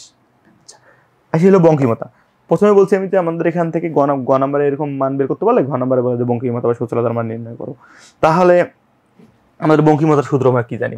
√β1 = q - p √np q। এই হলো আমাদের বঙ্কিমতার সূত্র। বঙ্কিমতার সূত্র থেকে আমরা মান বের করব। মান বের করে আমরা দেখব যে 0 থেকে বড় হয় কিনা। 0 থেকে বড় হলে ধনাত্মক, 0 থেকে কম হলে ঋণাত্মক, বা 0 হলে যদি সমান হয় সেটা আমরা ওভাবে লিখে দিব। তো এভাবে আমরা সূত্র ব্যবহার করব। সূত্র ব্যবহার করে আমরা মান বের করব। মান বের করে দেখব যে আসলে এটা 0 থেকে বড়, ছোট নাকি সমান হয়। তো সেটার প্রেক্ষিতে আমরা আমাদের মতামতটা দেব। আশা করি এই ম্যাথটা বোঝা গেছে। এরপর আসি আমাদের পরের ম্যাথ। পরের ম্যাথ বলতে পরের টপিক। আমাদের পরের টপিক কি ছিল? পঞ্চম অধ্যায়। পঞ্চম অধ্যায় হলো পয়স বিন্যাস। দ্বিপদী বিন্যাসের মতো ওখানে আমরা যে যা বের করছি যে গড়, ভেদাঙ্ক, বঙ্কিমতা, সূচলতা, এই জিনিসগুলো এখানেও আসবে। আর পয়স চলক কি? পয়স চলকের পয়সর ফর্মুলাটা হলো এরকম যে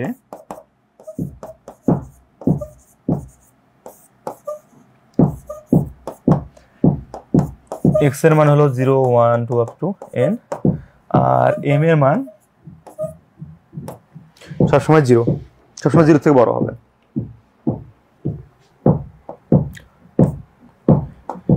আচ্ছা, এটা হলো আমাদের পয়স চলকে পয়স বিন্যাসের আমাদের ফর্মুলা। এবং এখানে কন্ডিশন হলো যে m এর মান সবসময় 0 থেকে বড় হবে। এখানে সব থেকে যে জিনিসটা আসে সেটা হলো যে পয়স চলকের আমাদের একটা মেইন বৈশিষ্ট্য হলো যে এর গড়, ভেদাঙ্ক এবং এর যে পরামিতি যে m, এই মানটা সবসময় সমান হয়। তার মানে কি আমাদের পরীক্ষা গড় দিয়ে ভেদাঙ্ক বের করতে বলে, ভেদাঙ্ক দিয়ে বলে যে পরামিতির মান কত। তো এই টাইপের এমসিকিউটা এখান থেকে আসে। এবং এর এটা মেইন কন্ডিশন এটা যে এই তিনটা জিনিস সবসময় সমান হবে। আচ্ছা, এখানে আরেকটা কন্ডিশন যে m এর মান কিন্তু অবশ্যই 0 থেকে বড় হতে হবে। 0 হইলেই এটা মানটা এটা আসলে ম্যাথ এক্সিস্টই করবে না। এই কারণে আসলে গড়, ভেদাঙ্ক এবং এই পরামিতির মানটা সমান এবং সেটা 0 থেকে অবশ্যই বড়। আচ্ছা, এক্ষেত্রে আমাদের গড়ের মান কি পেলাম? গড় m, ভেদাঙ্ক m, এর গড়, ভেদাঙ্ক আর হলো এখান থেকে আমার 4টা জিনিস লাগে। গড় লাগে, ভেদাঙ্ক লাগে, পরিমিতি লাগে, বঙ্কিমতা লাগে, সূচলতা লাগে। তাহলে আমাদের বঙ্কিমতা কি লিখি? বঙ্কিমতা হলো √β1 = 1/m। এটা হলো বঙ্কিমতা। আর সূচলতা হলো β2 = 3 + 1/m। এই হলো আমাদের বঙ্কিমতা, এটা আমাদের সূচলতা। তো বঙ্কিমতার ক্ষেত্রে এখানে কি একটা জিনিস খেয়াল করি যে এর মান কিন্তু কখনো 0 থেকে ছোট হবে না। কেন 0 থেকে ছোট হবে না?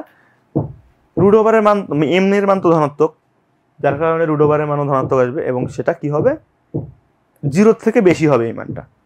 এই কারণে কি বলতেছি এটা আমরা ধনাত্মক বঙ্কিম, মানে পয়স বিন্যাসের বঙ্কিমতা তাহলে কি ধনাত্মক বঙ্কিম, মানে তার মানে এখানে সবসময়ই ধনাত্মক বঙ্কিম আসবে। আমাদের এমসিকিউ প্রশ্ন এরকম হইতে পারে যে পয়স বিন্যাসের বঙ্কিমতার মান কেমন, তো এখানে ম্যাথ ক্যালকুলেশন করার দরকার নেই, এটা সবসময় ধনাত্মকই হবে।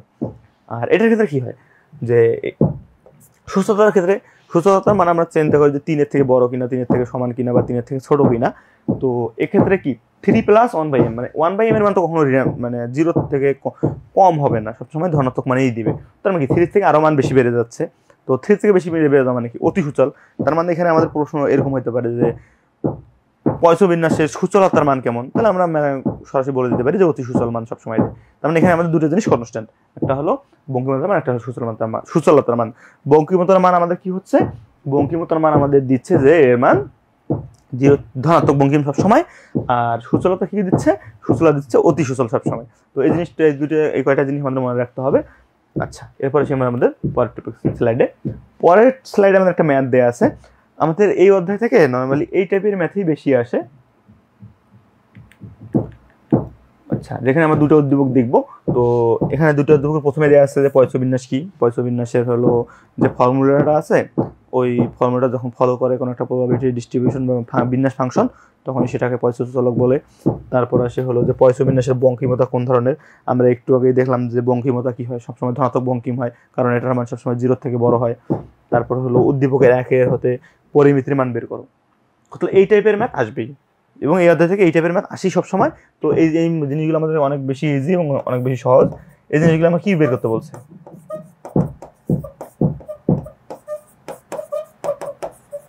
আমরা ধরলাম এটা থেকে আমাদের কি বের করতে বলছে, পরামিতির মান বের করতে বলছে। আমরা পরামিতি যদি এম দিয়ে ডিনোট করি, তাহলে আমাদের এম এর মান বের করতে বলছে।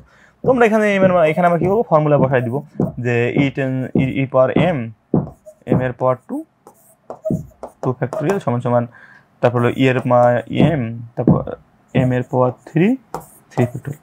এখান থেকে আমরা ক্যালকুলেশন করলে সহজে একটা এম এর মান পেয়ে যাব। তো এভাবে আমরা এখান থেকে এম এর মান বের করতে পারি। এম এর মান বের করে আমরা বলে দিব যে এটা আমাদের পরামিতির মান। আচ্ছা, এটা শেষ। তারপর ঘ নাম্বার কি বলছে, ঘ নাম্বার বলছে যে হলো উদ্দীপকের সূচলতার মান, সূচলতাঙ্ক নির্ণয় করো। তো সূচলতা কি জানি আমরা, এটা সূচলতার সূত্র হলো জানি আমরা 3 + 1/m। তো এইখান থেকে আমরা এই যে কন্ডিশনটা আছে, এই কন্ডিশনটা থেকে আমরা কি মান বের করবো, এম এর মান বের করে নিব। এম এর মান বের করে নিয়ে 3 + 1/m দিব। এটা দেওয়ার পর কি হবে আমাদের, যে মানে আমরা তো জানি যে এটা ধনাত্মক মানে অতি সূচল হবে, তবু আমরা জাস্ট ক্যালকুলেশন করে দেখাই দিব যে আসলে এটা মানে এরকম আসতেছে যে এটা মানে একটা ধনাত্মক মানে অতি সূচল। তো এটা জাস্ট দেখাই দেওয়ার জন্য, এটা তেমন কিছু না। তো আশা করি তোমরা পারবা। তো এটা এভাবেই। তো এরপরে একটা উদ্দীপক আছে, সেটা আমি একটু দেখার চেষ্টা করি। একটি সমীক্ষায় দেখা গেল যে মাসে গড়ে 3 জন, তার মানে কি এম সমান 3 আমাদের দিয়ে রাখছে। সড়ক দুর্ঘটনায় মৃত্যুর সংখ্যা 45 মেনে চলে, তার মানে যেটা আমাদের পয়সো বিন্যাস দিয়ে আমাদের করতে হবে। তো পয়সো কাকে বলে এটা আমরা জানছি। পয়সো বিন্যাসের পরামিতি ধনাত্মক ব্যাখ্যা করো, পরামিতি ধনাত্মক কার, এটা বলতো পরামিতি ধনাত্মক। এখানে একটা ব্যাখ্যা হলো যে আমরা কি জানি পয়সো বিন্যাসের ক্ষেত্রে গড়ের মান কত, গড়ের মান ওই পরামিতির মানের সমান। আর গড় আমরা কি জানি নর্মালি এনপি, বা এটা যদি না লিখি তাহলে এটা বাদ, আমাদের কি এক্স প্রবাবিলিটি অফ এক্স। আমাদের তো সম্ভাবনার মেইন শর্ত কি, যে এক্স এর সাথে যদি তার সম্ভাবনাগুলোকে গুণ করি, তাহলে সেটা আমাদের গড়ের বা গাণিতিক প্রত্যাশা সমান হয়। তো এক্ষেত্রে এক্স এর মান তো কখনো নেগেটিভ হতে পারে না, কারণ এক্স এর ভ্যালু তো সবসময়, আচ্ছা এক্স এর ভ্যালুর সাথে আমি মনে করি প্রবাবিলিটি যদি গুণ করি, এক্স এর মান আমাদের এখানে কি হয়, এক্স এর মান আমরা এখানে পয়সা বিন্যাসে ধরেই নেয় যেটা 0 থেকে বড়, এবং সম্ভাবনা কখনো ঋণাত্মক হতেই পারে না। তো এই দুটো মান যদি কোনো একটাও ঋণাত্মক না হয়, তাহলে এর কি, এর যে গড়টা আসবে সেটা কখনো ঋণাত্মক হতে পারবে না। তো এভাবে আর কি এটা মানে আমরা করতে পারি, অনেক সহজে আমরা ব্যাখ্যা করতে পারি যে যেহেতু এইটার মানটা আমাদের কখনো নেগেটিভ হতে পারে না, তো এক্ষেত্রে আমাদের এম এর মানও সব কখনো নেগেটিভ হতে পারে না। তো পরামিতির মান সবসময় ধনাত্মকই হবে। আচ্ছা, এক্ষেত্রে একটা ম্যাথ দেওয়া আছে যে বলছে যে probability of x greater than or equal 1। তার মানে এখানে আমাদের probability of x greater than or equal 1, তার মানে 1 অথবা 1 এর থেকে বড় হবে। এটা কি, এখন এখানে একটা বিষয় আছে যে 1 এর থেকে বড় তো ইনফিনিটি সংখ্যক নাম্বার হতেই পারে। তো আমি এখানে 1 এর থেকে বেশি কেন করবো, বা এখানে 3 পর্যন্ত দেওয়া আছে, সেজন্য আমার 3 জন সহজ। আমি এখানে এভাবে না বের করে আমরা যদি চিন্তা করি যে আমাদের প্রবাবিলিটি তো সবসময় 1 হয়, 1 থেকে যদি আমি প্রবাবিলিটি অফ 0টা বাদ দিই, মানে কি আমাদের 1 অথবা 1 এর থেকে বেশি মান আমাদের বের করতে বলছে। কিন্তু আমরা যদি এখানে 0টাকে বাদ দিয়ে দিই, তাহলে কি হচ্ছে, আমাদের 1 অথবা 1 এর থেকে বেশি মান যেটা পাচ্ছি সেই মানটা আমরা ওখানে পেয়ে যাচ্ছি। তো এইভাবে আমরা খুব সহজেই এই ম্যাথটা আমরা করতে পারি। আচ্ছা, এরপরে কি বলছে, যে ঘ নাম্বারে বলছে এবং এইটা নির্ণয়পূর্বক সম্পর্ক দ্বারা সম্ভাবনা নির্ণয় করো। তাহলে আমি যে পয়সা বিন্যাসের যে ফর্মুলাটা জানি, ফর্মুলার মধ্যে একবার 2 বসাবো, একবার 3 বসাবো, এক্স এর মান, আর এম এর মান তো আমাদের 3 জানি। তো এই মানটা বসানোর ফলে আমরা দেখবো যে দুটো মান পাবো। এই দুটো মান বের করার পর আমরা দেখবো যে এই দুটো মান সমান আসে কিনা। যদি সমান আসে বলবো সমান, বা বড় বা ছোট হলে সেটা আমরা বলে দিব, সে সম্পর্ক আমরা এখানে নির্ণয় করতে পারবো। আশা করি বোঝা গেছে। আচ্ছা, এরপর আসি আমরা পরের স্লাইডে। পরের স্লাইডে কি আসছে, আমাদের 9ম অধ্যায়। এটা আমাদের শর্ট সিলেবাসের লাস্ট অধ্যায়, বলা যায় যে অনেকটা ইম্পর্টেন্ট একটা অধ্যায়। এখান থেকে একটা উদ্দীপক থাকে এবং এখান থেকে এমসিকিউ অনেক আসে। তো এখান থেকে আমরা দেখি কি আছে, যে জীব পরিসংখ্যান এবং জীব পরিসংখ্যানের উৎস। জীব পরিসংখ্যান মানে যেখানে জীব পরিসংখ্যান মানে আমাদের পরিসংখ্যান, যে মানবজাতি বা এই টাইপের জিনিসগুলো নিয়ে পরিসংখ্যানের কাজ করা হয়, তো তাদেরকে জীব পরিসংখ্যান বলে। এর উৎস হলো বেশ কয়েকটা আছে, যেমন যদি আমি উৎস বলি, আদমশুমারি একটা উৎস, তারপর হলো নমুনা জরিপ একটা উৎস। মানে এই তথ্য সংগ্রহের যত উৎসগুলো আমরা মানে সোর্সগুলো আমরা অ্যাপ্লাই করি, সেগুলো সবগুলো এখানকার উৎস হিসেবে কাজ করে। আচ্ছা, এখানে সবচেয়ে বেশি যে জিনিসগুলো আসে যে এমসিকিউতে, যে এই যে হারসমূহ, অনুপাত ও হারসমূহ, এখানে অনেকগুলো হার আছে, যেমন নির্ভরশীলতা অনুপাত, লিঙ্গ অনুপাত, জনসংখ্যার ঘনত্ব। এই জিনিসগুলো কি, লিঙ্গ অনুপাত বলতে কি বোঝায়, যে একটা এরিয়ার মধ্যে মানে পুরুষের থেকে মেয়ে কতজন বেশি বা মেয়ের থেকে পুরুষ কতজন বেশি, এই জিনিসগুলো এখান থেকে বের করে। জনসংখ্যার ঘনত্ব বলতে কি বোঝায়, যে কোনো একটা এরিয়ার মধ্যে কতজন লোক, কত বেশি লোক বাস করে 1 বর্গ কিলোমিটারের মধ্যে, এই জিনিসগুলো এখান থেকে বের করে আর কি। তারপর হলো অশোধিত হার, জনসংখ্যার প্রজনন হার। এখান থেকে সবচেয়ে যে জিনিসটা বেশি আসে সেটা হলো স্থূল ও নিট হার। আমরা একটাকে প্রকাশ করি হলো জিআরআর, একটাকে প্রকাশ করি এনআরআর। জিআরআর কি গ্রোস রিপ্রোডাকশন রেট, আর এনআরআর কি নেট রিপ্রোডাকশন রেট। এই দুটো জিনিস অনেক অনেক বেশি ইম্পর্টেন্ট এবং প্রত্যেকবারই এখান থেকে একটা আসে, হয় এমসিকিউতে আসে, না হয় কতে আসে, না হয় খতে আসে। এমসিকিউতে আসলে কি বলে, যে এটা আসলে জিআরআর এর মানে এরকম হলে কি হয়। ক নাম্বারের ক্ষেত্রেও যে বলে যায় জিআরআর এর মান 1, এটা সমান কি ব্যাখ্যা করো। বা ঘ নাম্বারে বললো যে জিআরআর এর মানে খ নাম্বার, গ নাম্বার যে জিআরআর সমান এরআরআর, এই জিনিসটা। তো এই জিনিসটা অনেক বেশি ইম্পর্টেন্ট। এনআরআর জিআরআর এর মান কি হয়, 1 এর থেকে বড় হয়, অথবা 1 এর থেকে ছোট হয়, অথবা 1 এর সমান হয়। তারপর এনআরআর এর মানে কি হয়, নেট রিপোর্টে এটা হলো 1 এর থেকে বড়, অথবা 1 এর থেকে ছোট, অথবা 1 এর সমান। আর আরেকটা আসে যে এনআরআর, এই লাস্টেরটা মোটামুটি ইম্পর্টেন্ট এবং অনেক জায়গাতেই আসে এই জিনিসটা। তো এই জিনিসটা এখন কি বোঝে সেটা আমরা এখন একটু দেখার চেষ্টা করব।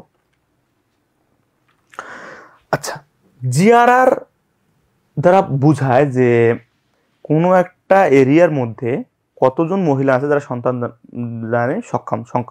জন্মদানে সক্ষম, সেই জিনিসটাকে বোঝায় আমাদের জিআরআর দ্বারা, স্থূল হার দ্বারা, স্থূল প্রসংগণন হার। আর এখানে 1 এর থেকে বেশি মানে কি বোঝাচ্ছে, যে আমাদের প্রতিনিয়ত ডে বাই ডে কি হচ্ছে, সন্তান দানে সক্ষম মহিলাদের সংখ্যা বাড়তেছে। এটা হলো জিআরআর 1 এর থেকে বেশি হলে। 1 এর থেকে কম হলে ওই মহিলাদের সংখ্যা কমে যাচ্ছে, আর যদি 1 থাকে যে এটা সবসময় সমান থাকতেছে, এটা বোঝায়। তাহলে জিআরআর বুঝলাম। এবার আসি এনআরআর। এনআরআর কি, যে 1 এর থেকে বেশি হলে জনসংখ্যা বৃদ্ধি পায়। সোজা কথা বলতে গেলে এটা, তো জনসংখ্যা কখন বৃদ্ধি পাবে, যখন আমাদের সন্তান দানে সক্ষম মহিলাদের সংখ্যা বেড়ে যাবে, বা মহিলার সংখ্যা বেড়ে যায়, তখন আমাদের এনআরআর মান 1 এর থেকে বেশি হয়, বা 1 এর থেকে কম হয়, বা 1 এর থেকে সমান হয়, তখন আমাদের ওটা এভাবে ইন্টারপ্রেট করতে পারি। আচ্ছা, আরেকটা জিনিস কি আছে, আরেকটা জিনিস আছে এনআরআর সমান জিআরআর। এনআরআর সমান জিআরআর, এই জিনিসটা দ্বারা বোঝায় যে একটা কোনো নবজাতক কন্যা শিশু, মানে কত আমাদের মানে একটা মহিলার সন্তান জন্মদানের ফার্টিলিটি রেটটা কত থাকে। ফার্টিলিটি রেটটা থাকে 15 থেকে 49। এই এজটাকে বলা হয় রিপ্রোডাকশন এজ, মানে একটা মহিলা সন্তান দানে সক্ষম হলো 15 বছর থেকে 39 বছর। তো এই পিরিয়ডের মধ্যে যদি কোনো মানে কত একটা কন্যা সন্তান 39 বছর পর্যন্ত সে বেঁচে আছে এবং সে সন্তান দানে সক্ষম এবং সন্তান জন্ম দিচ্ছে, এই যে এইটা যদি মনে করছে যদি সে মারা না যায়, তাহলে কি হয়, তখন এনআরআর সমান জিআরআর হয়। এই জিনিসটা বোঝায় যে এনআরআর সমান জিআরআর। এই জিনিসটা অনেক বেশি আসে এবং এই জিনিসটা খ নাম্বারে অনেক বেশি আসে। তো এরপরে এই জিনিসগুলো আছে। তারপর হলো বৃদ্ধি সম্পর্কে ধারণা। এই জিনিসগুলো অনেক সহজ একটা জিনিস, একবার করে পড়লে আশা করি যে বোঝা যাবে আর কি সবগুলো। এরপরে এসে আমাদের পরের স্লাইডে কি দেওয়া আছে, আমাদের একটা ম্যাথ দেওয়া আছে। তো ম্যাথে আমাদের কি বলছে, দুইটা আমাদের দেশ দিচ্ছে, একটা এ দেশ একটা বিদেশ। এখানে আয়তন দেওয়া আছে, জনসংখ্যা দেওয়া আছে, মহিলার জনসংখ্যা দেওয়া আছে। তো এই অধ্যায়ের উদ্দীপকগুলো এরকমই থাকে যে বিভিন্ন ইনফরমেশন দেওয়া থাকে, অন্য জিনিসগুলো বের করতে বলে যে অমুক হার কিরকম, অমুকের হার কিরকম, অমুক মানে সংযোজন হার কিরকম, এই জিনিসগুলো বের করতে বলে যে অশুদ্ধ জন্ম হার কেমন, তারপর হলো বয়স অনুযায়ী প্রজনন কেমন, তারপর লিঙ্গ অনুপাতের মান কত, এই জিনিসগুলো বের করতে বলে আর কি এই অধ্যায়ের উদ্দীপক থেকে। তো এখানে আমরা আসি যে প্রথম প্রশ্নটা কি, জীব পরিসংখ্যান বলতে কি বোঝায়।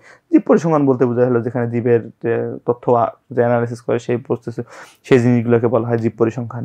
তারপর কি আসে যে NGRR সমান NRR হলে কি বোঝায়, এটা আমি একটু আগেই বললাম যে GRR এবং NRR যদি সমান হয় তাহলে কি হয়, তাহলে হয় যে একটা মহিলা 15 থেকে 39 মানে তার 39 বছর পূর্বে মারা যাবে না আর কি, সেই জিনিসটাকে বোঝাচ্ছে।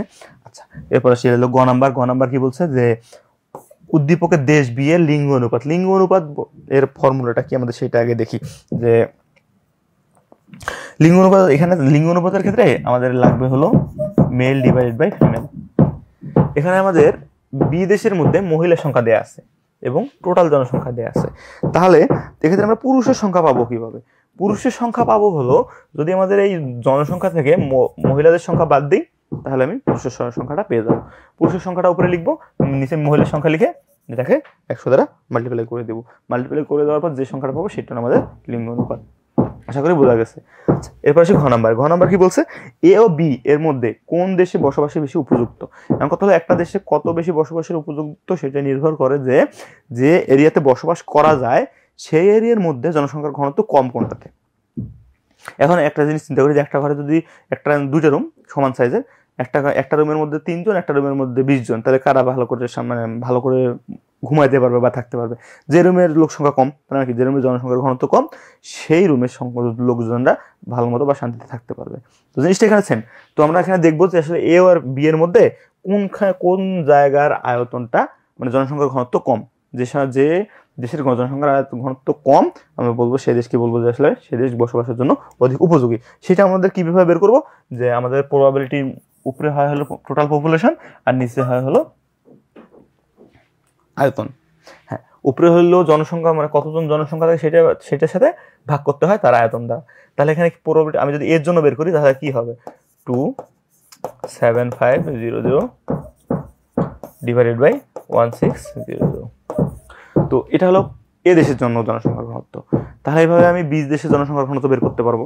এ এবং বি এর দেশের জনসংখ্যার ঘনত্ব বের করার পর আমি দেখবো যে কোন দেশের জনসংখ্যার ঘনত্ব কম। যে দেশের জনসংখ্যার ঘনত্ব কম আমি বলবো যে সে দেশের জনসংখ্যা মানে সে দেশ বসবাসের জন্য অধিক বেশি উপযোগী। এভাবে আমরা মন্তব্য করতে পারি। তো এই ছিল আজকে আমাদের ক্লাস এবং এই ছিল আজকে আমাদের দ্বিতীয় পত্রের ওভারঅল, যে আমাদের এমসিকিউ কোন টপিকস থেকে আসবে, সিকিউ কোন টপিকস থেকে আসবে, কোন টপিকস থেকে কীরকম কোশ্চেন হতে পারে। আমরা সর্বোপরি শর্ট সময়ের মধ্যে, যদিও পুরোটা আলোচনা করা সম্ভব না একটা ক্লাসের মধ্যে এত বড় সিলেবাস, তবু আমরা দেখানোর চেষ্টা করছি যে কিভাবে পড়লে কোন টপিকসগুলো বেশি পড়লে আমাদের পরীক্ষায় বেশি কমন পাওয়া যাবে। তো তোমাদের জন্য শুভকামনা। আর এছাড়া তোমাদের জন্য যেটা বলা হয়েছিল যে বিজনেস টাইটেলস তোমাদের জন্য একটা রিভিশন কোর্স নিয়ে আসছে, যেটা তোমাদের জন্য থাকছে সুবর্ণ সুযোগ। তো এটা আশা করি যে তোমরা নিজেকে এবং নিজের পরীক্ষা অনেক ভালো করে দেওয়ার জন্য এই বিজনেস টাইটান্সের সাথে থাকবে। তোমাদের জন্য শুভকামনা, তোমাদের পরীক্ষা ভালো হোক এবং তোমাদের ভবিষ্যৎ ভালো হোক। শুভকামনা সবার জন্য। আসসালামু আলাইকুম।